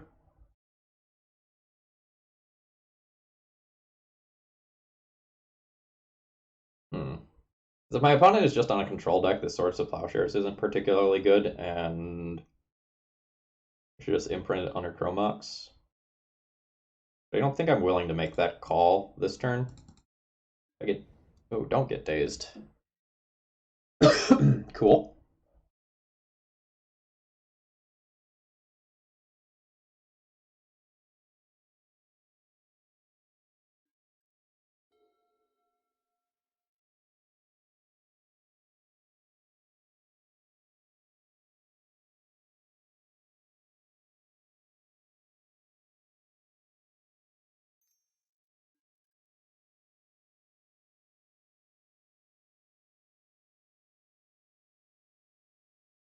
We lost to Oko.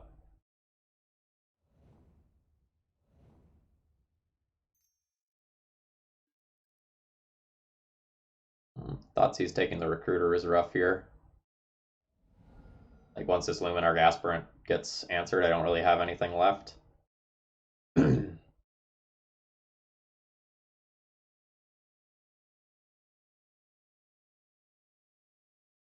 I put the counter on the Flicker Wisp?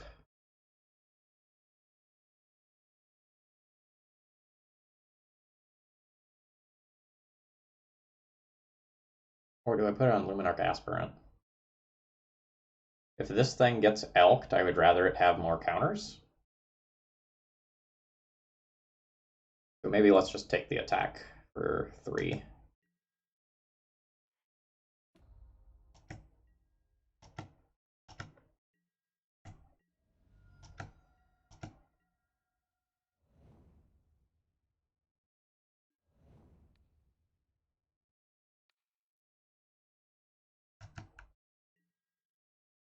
Oh yeah, Domes, good games.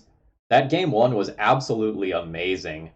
Um, I'm very happy with how I played that one. I did not expect to win. Um, and I knew with that, was that game 3, the Rest in Peace game, I knew that if you got to cast 2 creatures, I could not beat it. So I just plowed the Stitcher Supplier kind of for mana efficiency and in hopes that Cabal Therapy doesn't get to, like, take the Rest in Peace.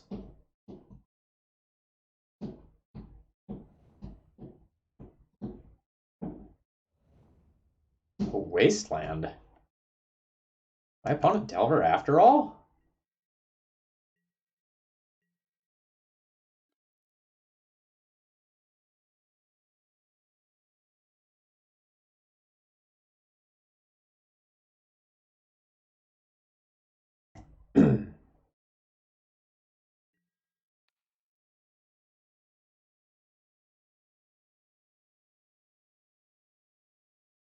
Diversify here.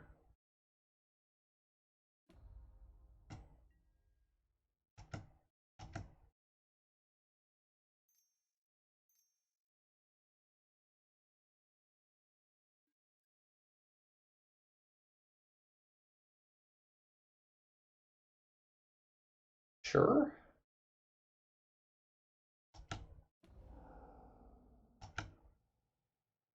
Opponent's definitely going to be on the back foot here in terms of tempo.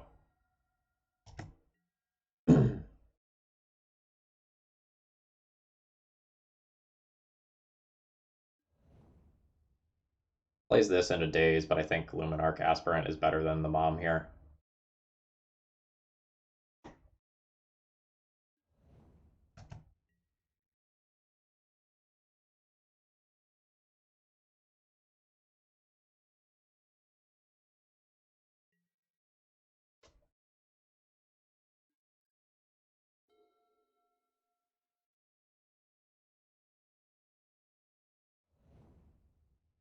I think Aspirant still looks really good here, right? Like, I just put counters on a Flicker Wisp and I kill my opponents in 2 attacks. I think I'm going to be fine. Domes. It's hard for me to say. You might have been able to close out game 1 by playing it differently, but that game was so long and complicated that the decisions you make at any one point are going to snowball and cause things to change. But I think that game was definitely winnable for either one of us.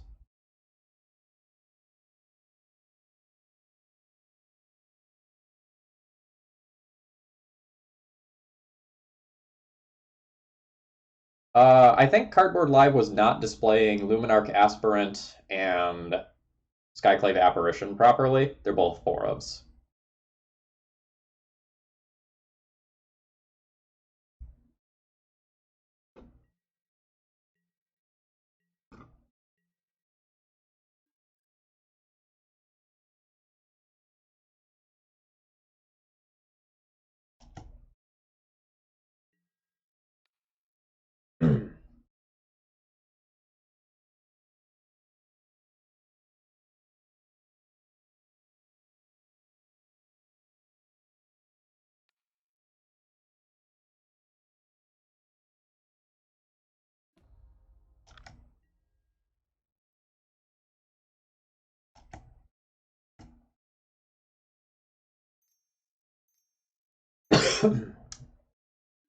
Yes. The real question here is, do I just Swords to Plowshares? I think I just Swords to Plowshares.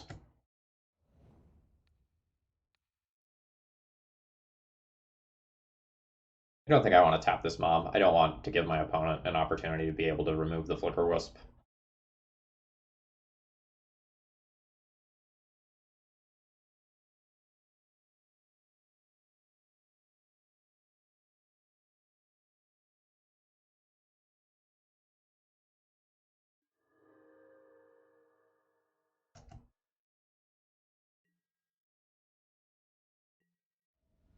So Flicker Wisp is now lethal next turn, and I have Mom to protect it.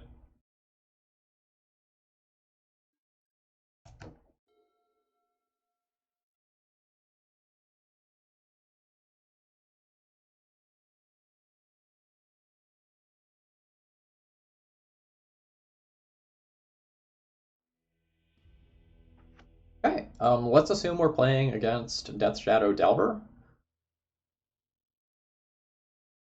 In which case, Path looks good, Prelate looks probably fine, Jailer probably good enough, Jitte questionable.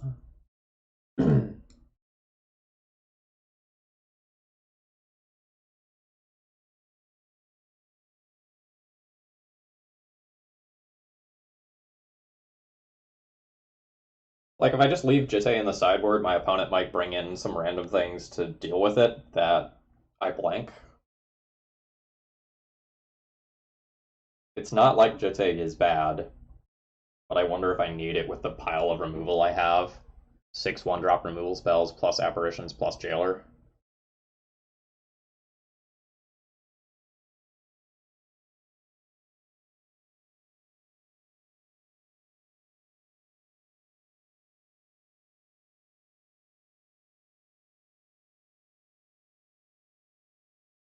I don't think I want the Chrome Box in this matchup.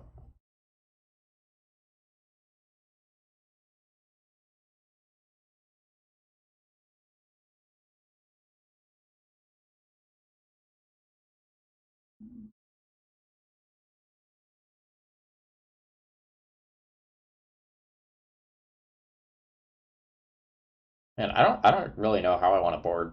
I think I want to keep the Revokers for Lily Last Hope. That sometimes comes in. Both Potato?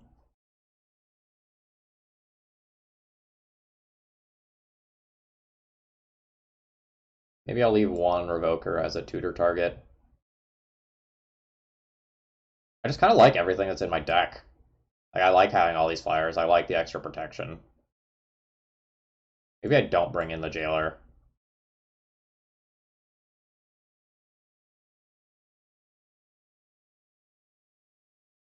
And I don't know. Cut one X1 because of things like Plague Engineer.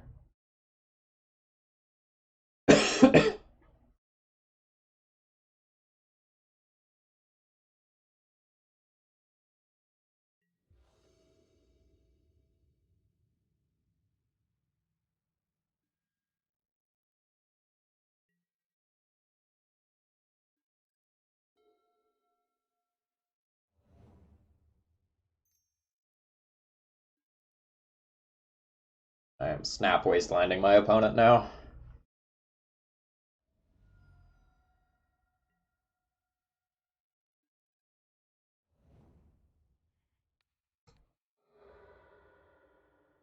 Let's restart the game. But I've drawn an extra card and you haven't.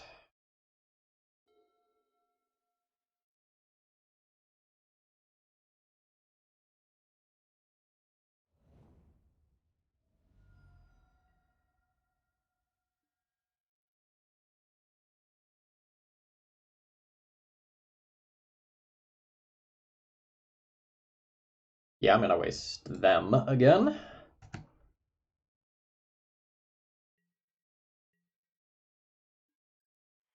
You have Stifle, and I will commend you for it. But I'm taking this opportunity.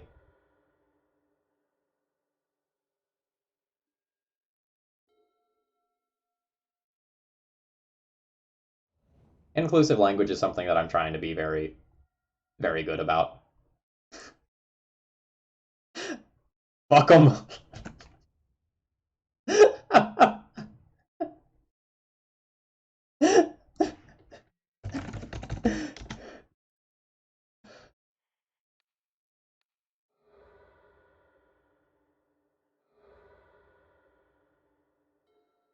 Like, with a name like Dan Deluxe, like, we're probably playing against a dude, but maybe not. Oh, wow!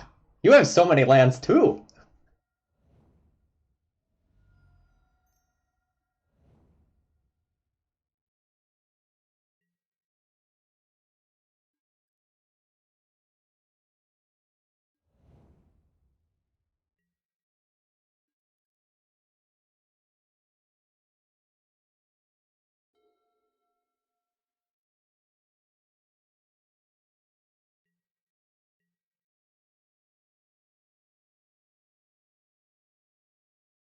Interesting. Do I take this?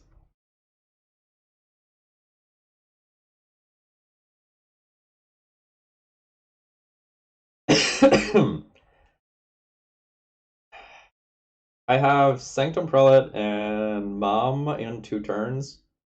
Taking this makes a Plague Engineer worse for them. Taking this means that if they play the second Delver, it's less backbreaking for me. I feel like my hand is very good.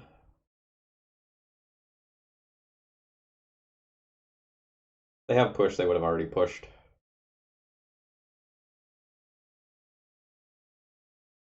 I think I'm gonna take this.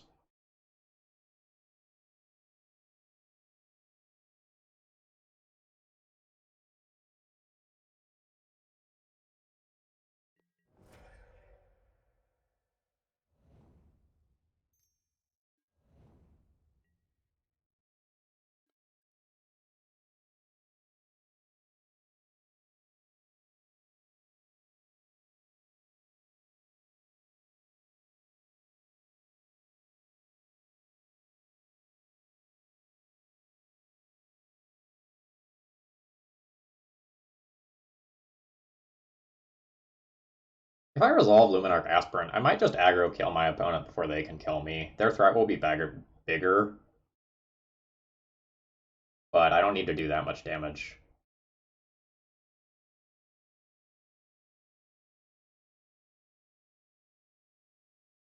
I think I'm just gonna pass the turn, and when they fetch, I am going to Path to Exile the Death Shadow.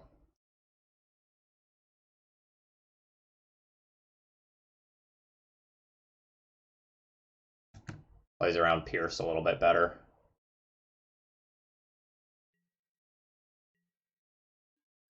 Now I probably want to Path.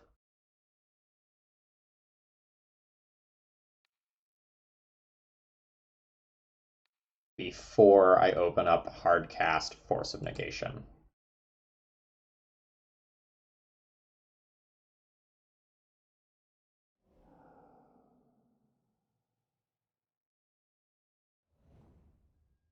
Oh, no basic.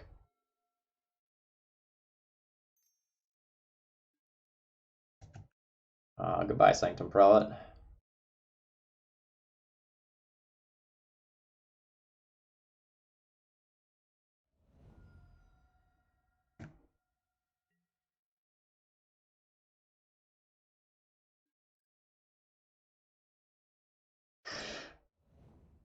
That's savage.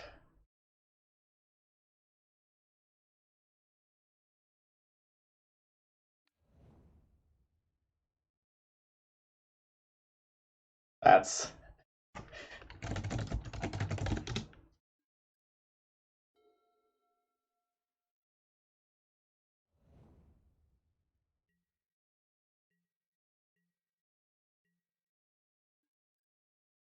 Opponent not wastelanding me.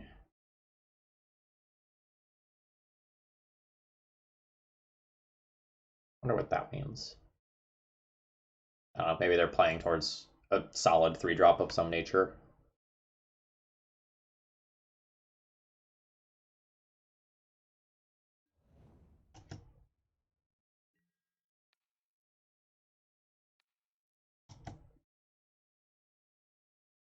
There's an argument to put the counter on the Aspirant because of Plague Engineer here. Ooh, eliminate. Okay, so they wanted to eliminate while keeping the fetch available for cantrip reasons. That makes sense to me.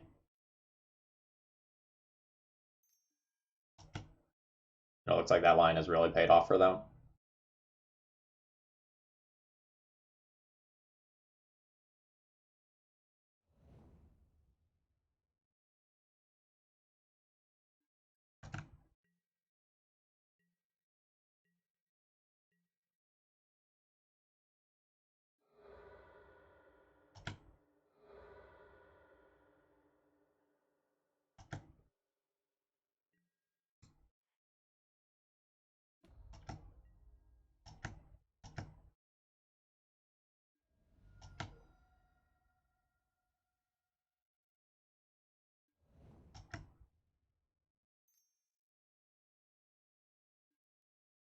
Sure.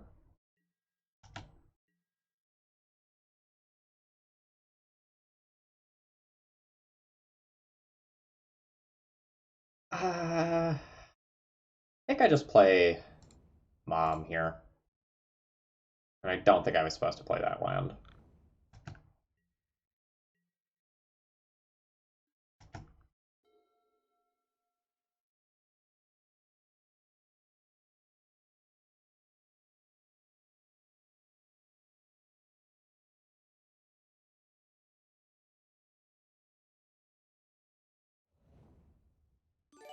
Yep, that's exactly the punish for me playing that land. Red Hot, thank you very much for the continued support.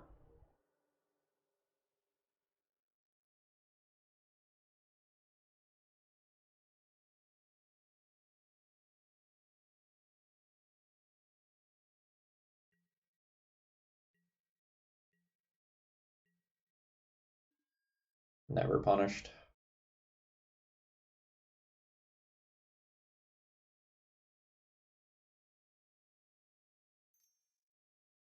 Days. That's fine, I don't really get to play around that. Ooh, Drown in the Lock. Okay.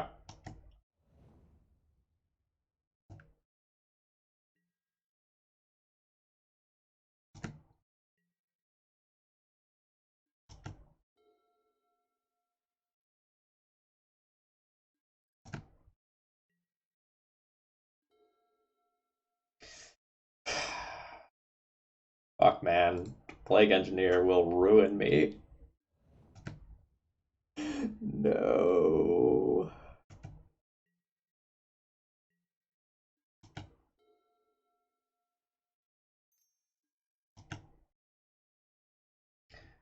It is probably legitimately difficult for my opponent to put another land into play.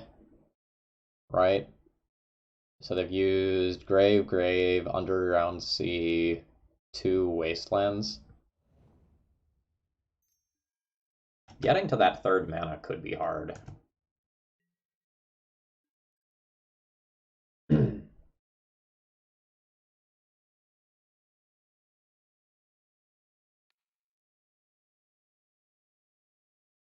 I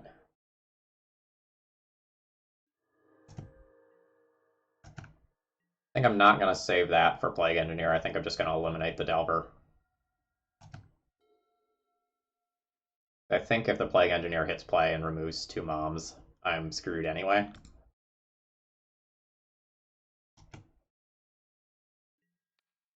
No, no, no, no.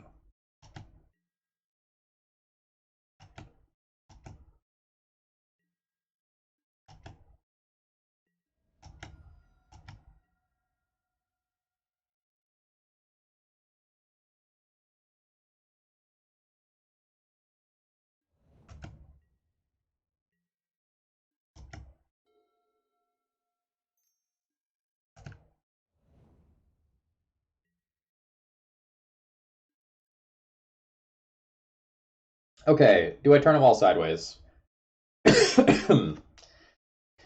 This might be the time where I pivot and attack all. Pushes 3 or 4 damage this turn. My opponent would probably have to spend their entire turn to remove the Thalia. In which case, yeah.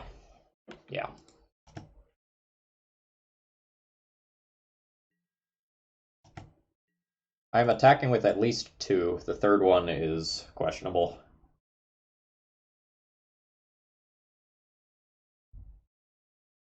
It's easier to get a kill next turn if I attack with Mom. I think I'm going to go ahead and send them all in.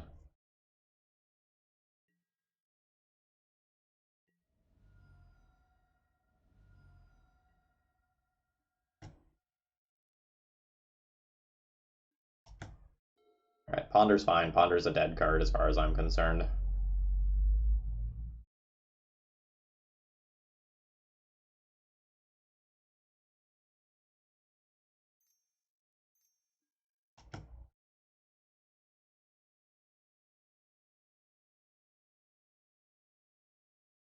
So as of right now, the Delver is on chump blocking Thalia duty. Because if I attack in with all 3 creatures and my opponent blocks a Mom, they take 3 and die.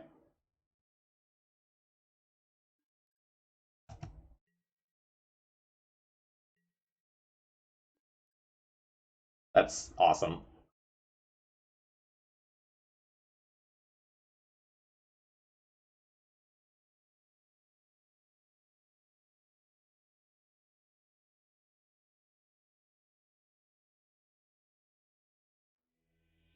Nice.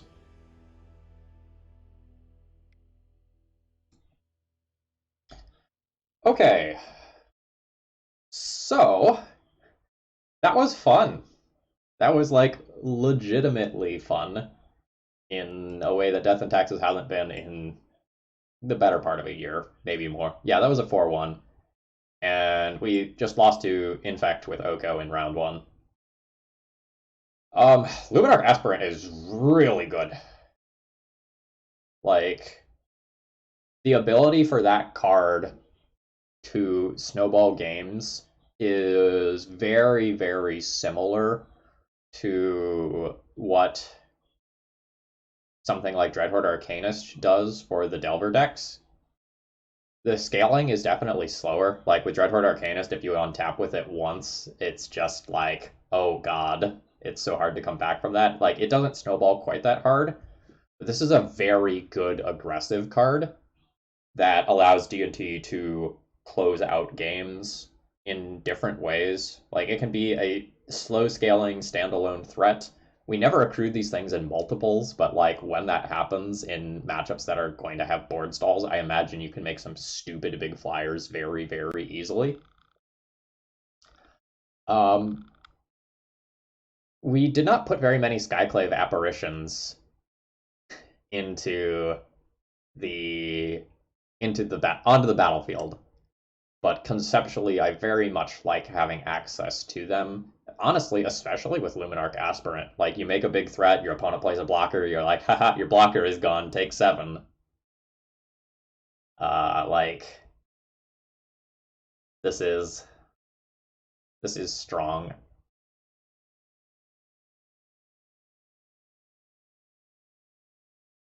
I don't think I like the Chrome Mox. This list doesn't really have very much card advantage, right? There's like 1 recruiter, and then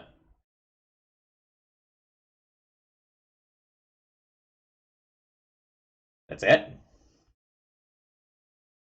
Like the Palace Jailer in the sideboard. We're not really accruing card advantage over time. We're accruing power over time.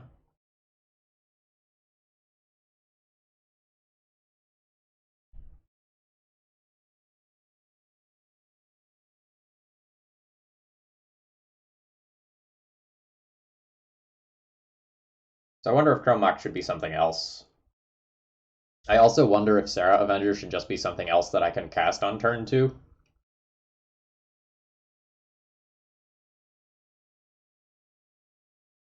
Like, I really love putting counters on Sarah Avenger.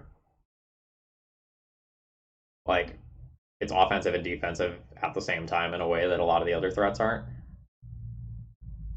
And, like, once one counter is on it, it's better than Delver. Yeah, maybe that's fine.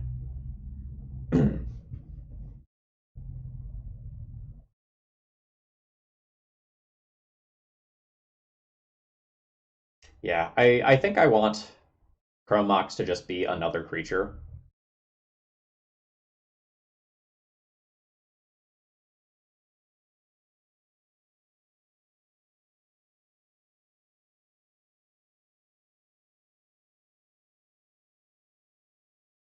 And honestly, I wonder if you're just supposed to cut the one recruiter and play a couple of Leonin Arbiters so you have more early plays.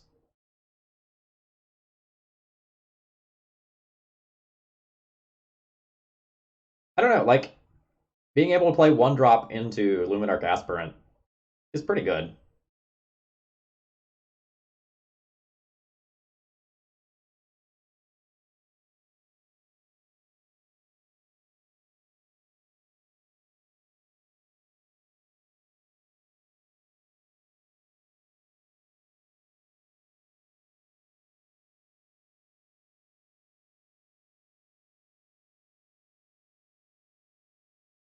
I think I want to adjust like that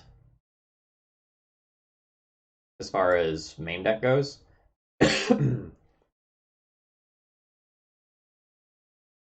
And I don't think I want that. I think I want that.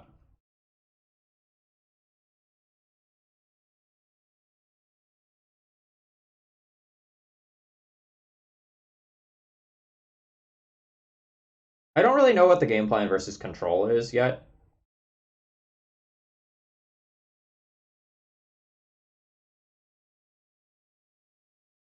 Like, that's unclear to me.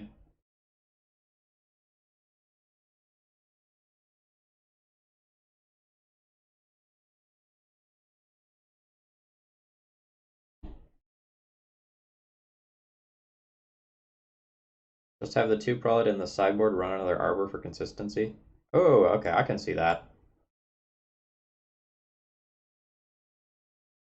The absolutely correct number of Leonin Arbiters is 3. Everyone knows that.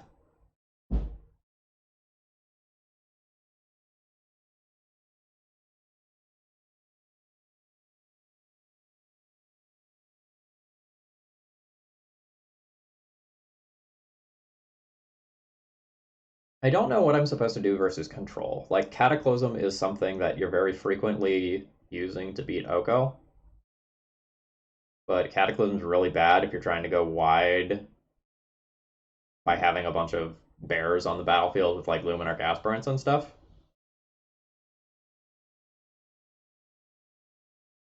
Well, Remorseful Cleric is just a flyer that I can play on turn 2.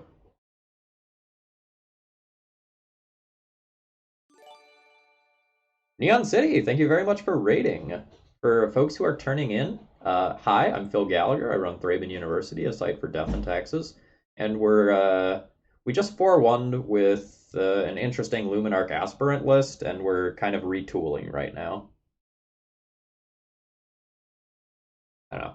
We could just play the 4th Arbiter in the main deck and, like, have a better game 1 versus combo.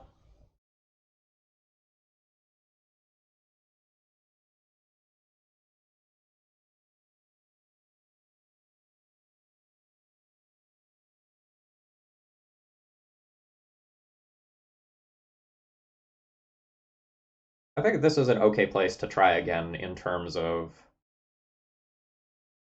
the main deck.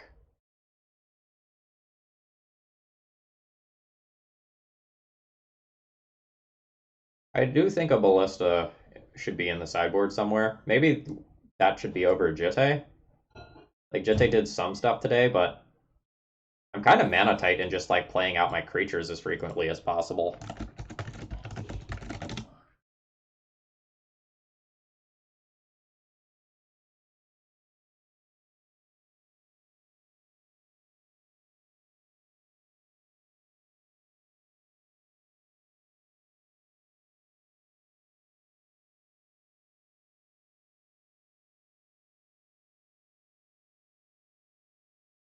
I don't know, maybe four Skyclave apparitions plus two Revokers means that a single Oko isn't going to just completely dominate and ruin a game.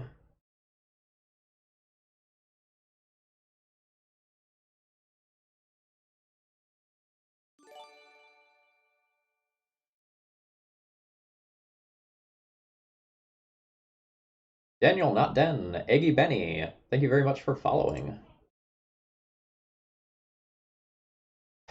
So something, yeah, Lord Darkview, something that this deck in this configuration would lack is life gain. So like Jitte and Batterskull gave me the possibility of recouping life lost in the early game while I was setting up.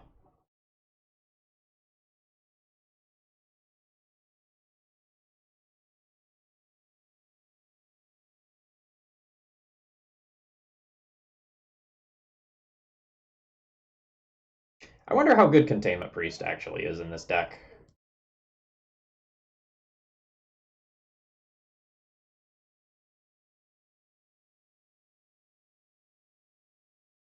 Like, I wonder. I don't know. Elves is popular right now. Containment Priest is great there. But the sideboard creatures lose a lot of oomph if I'm not playing Recruiters.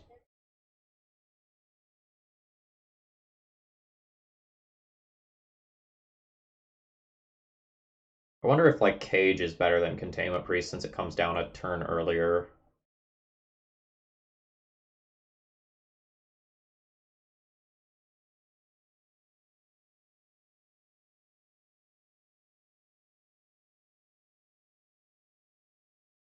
It'll also be much more relevant versus something like Oops, which is relatively popular right now.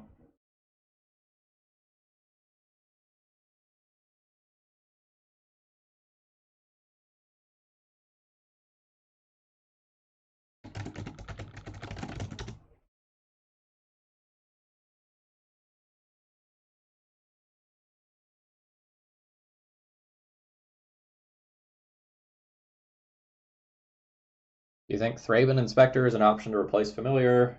Trade Flying for a card later on? No. Flying's really good. Like, Evasion's great, and Judge's Familiar is also another disruptive option versus combo decks. So, versus the... Alright. Let's rename this. So, that's Neotax's V2.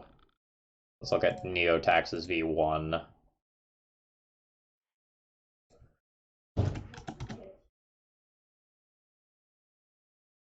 So, like, Neotax's V1 that we played today to a 4-1 finish had, like, Thalias and Revokers as disruptive creatures on turn 2 with a nod to Remorseful Cleric.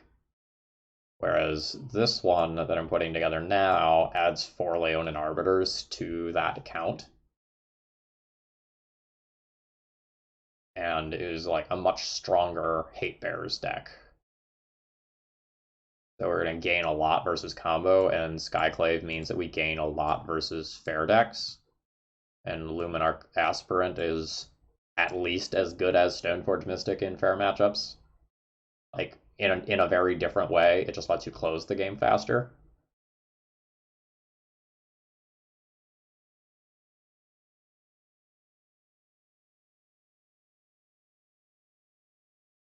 I think I want this Containment Priest to be an anti-control card of some kind.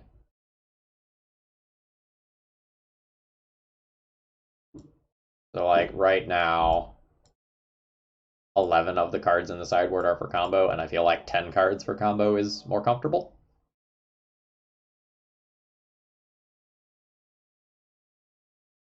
I want this to be some card that really just has a huge impact in a control matchup when it hits play.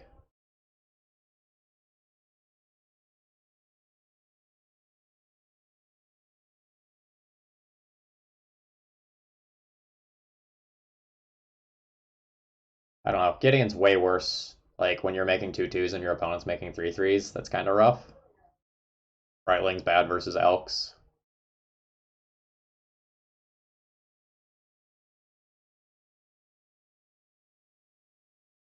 Armageddon?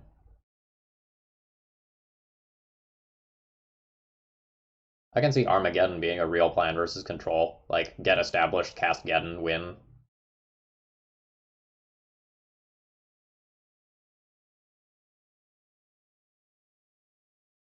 I'd probably want to play a couple of Armageddons if that was going to be the game plan, though.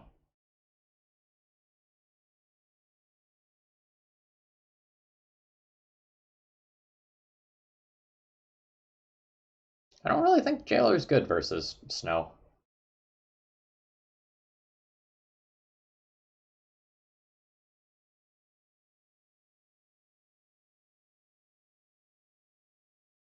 July's close, but she doesn't protect herself.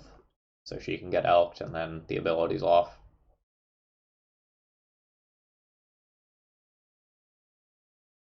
I gotta put Elspeth in there as a placeholder. And I need to figure out what that slot is.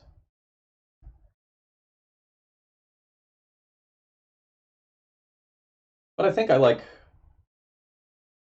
playing with something that looks like this the next time I give this a go. All right, very, very happy with the initial results of testing of cards from the new set.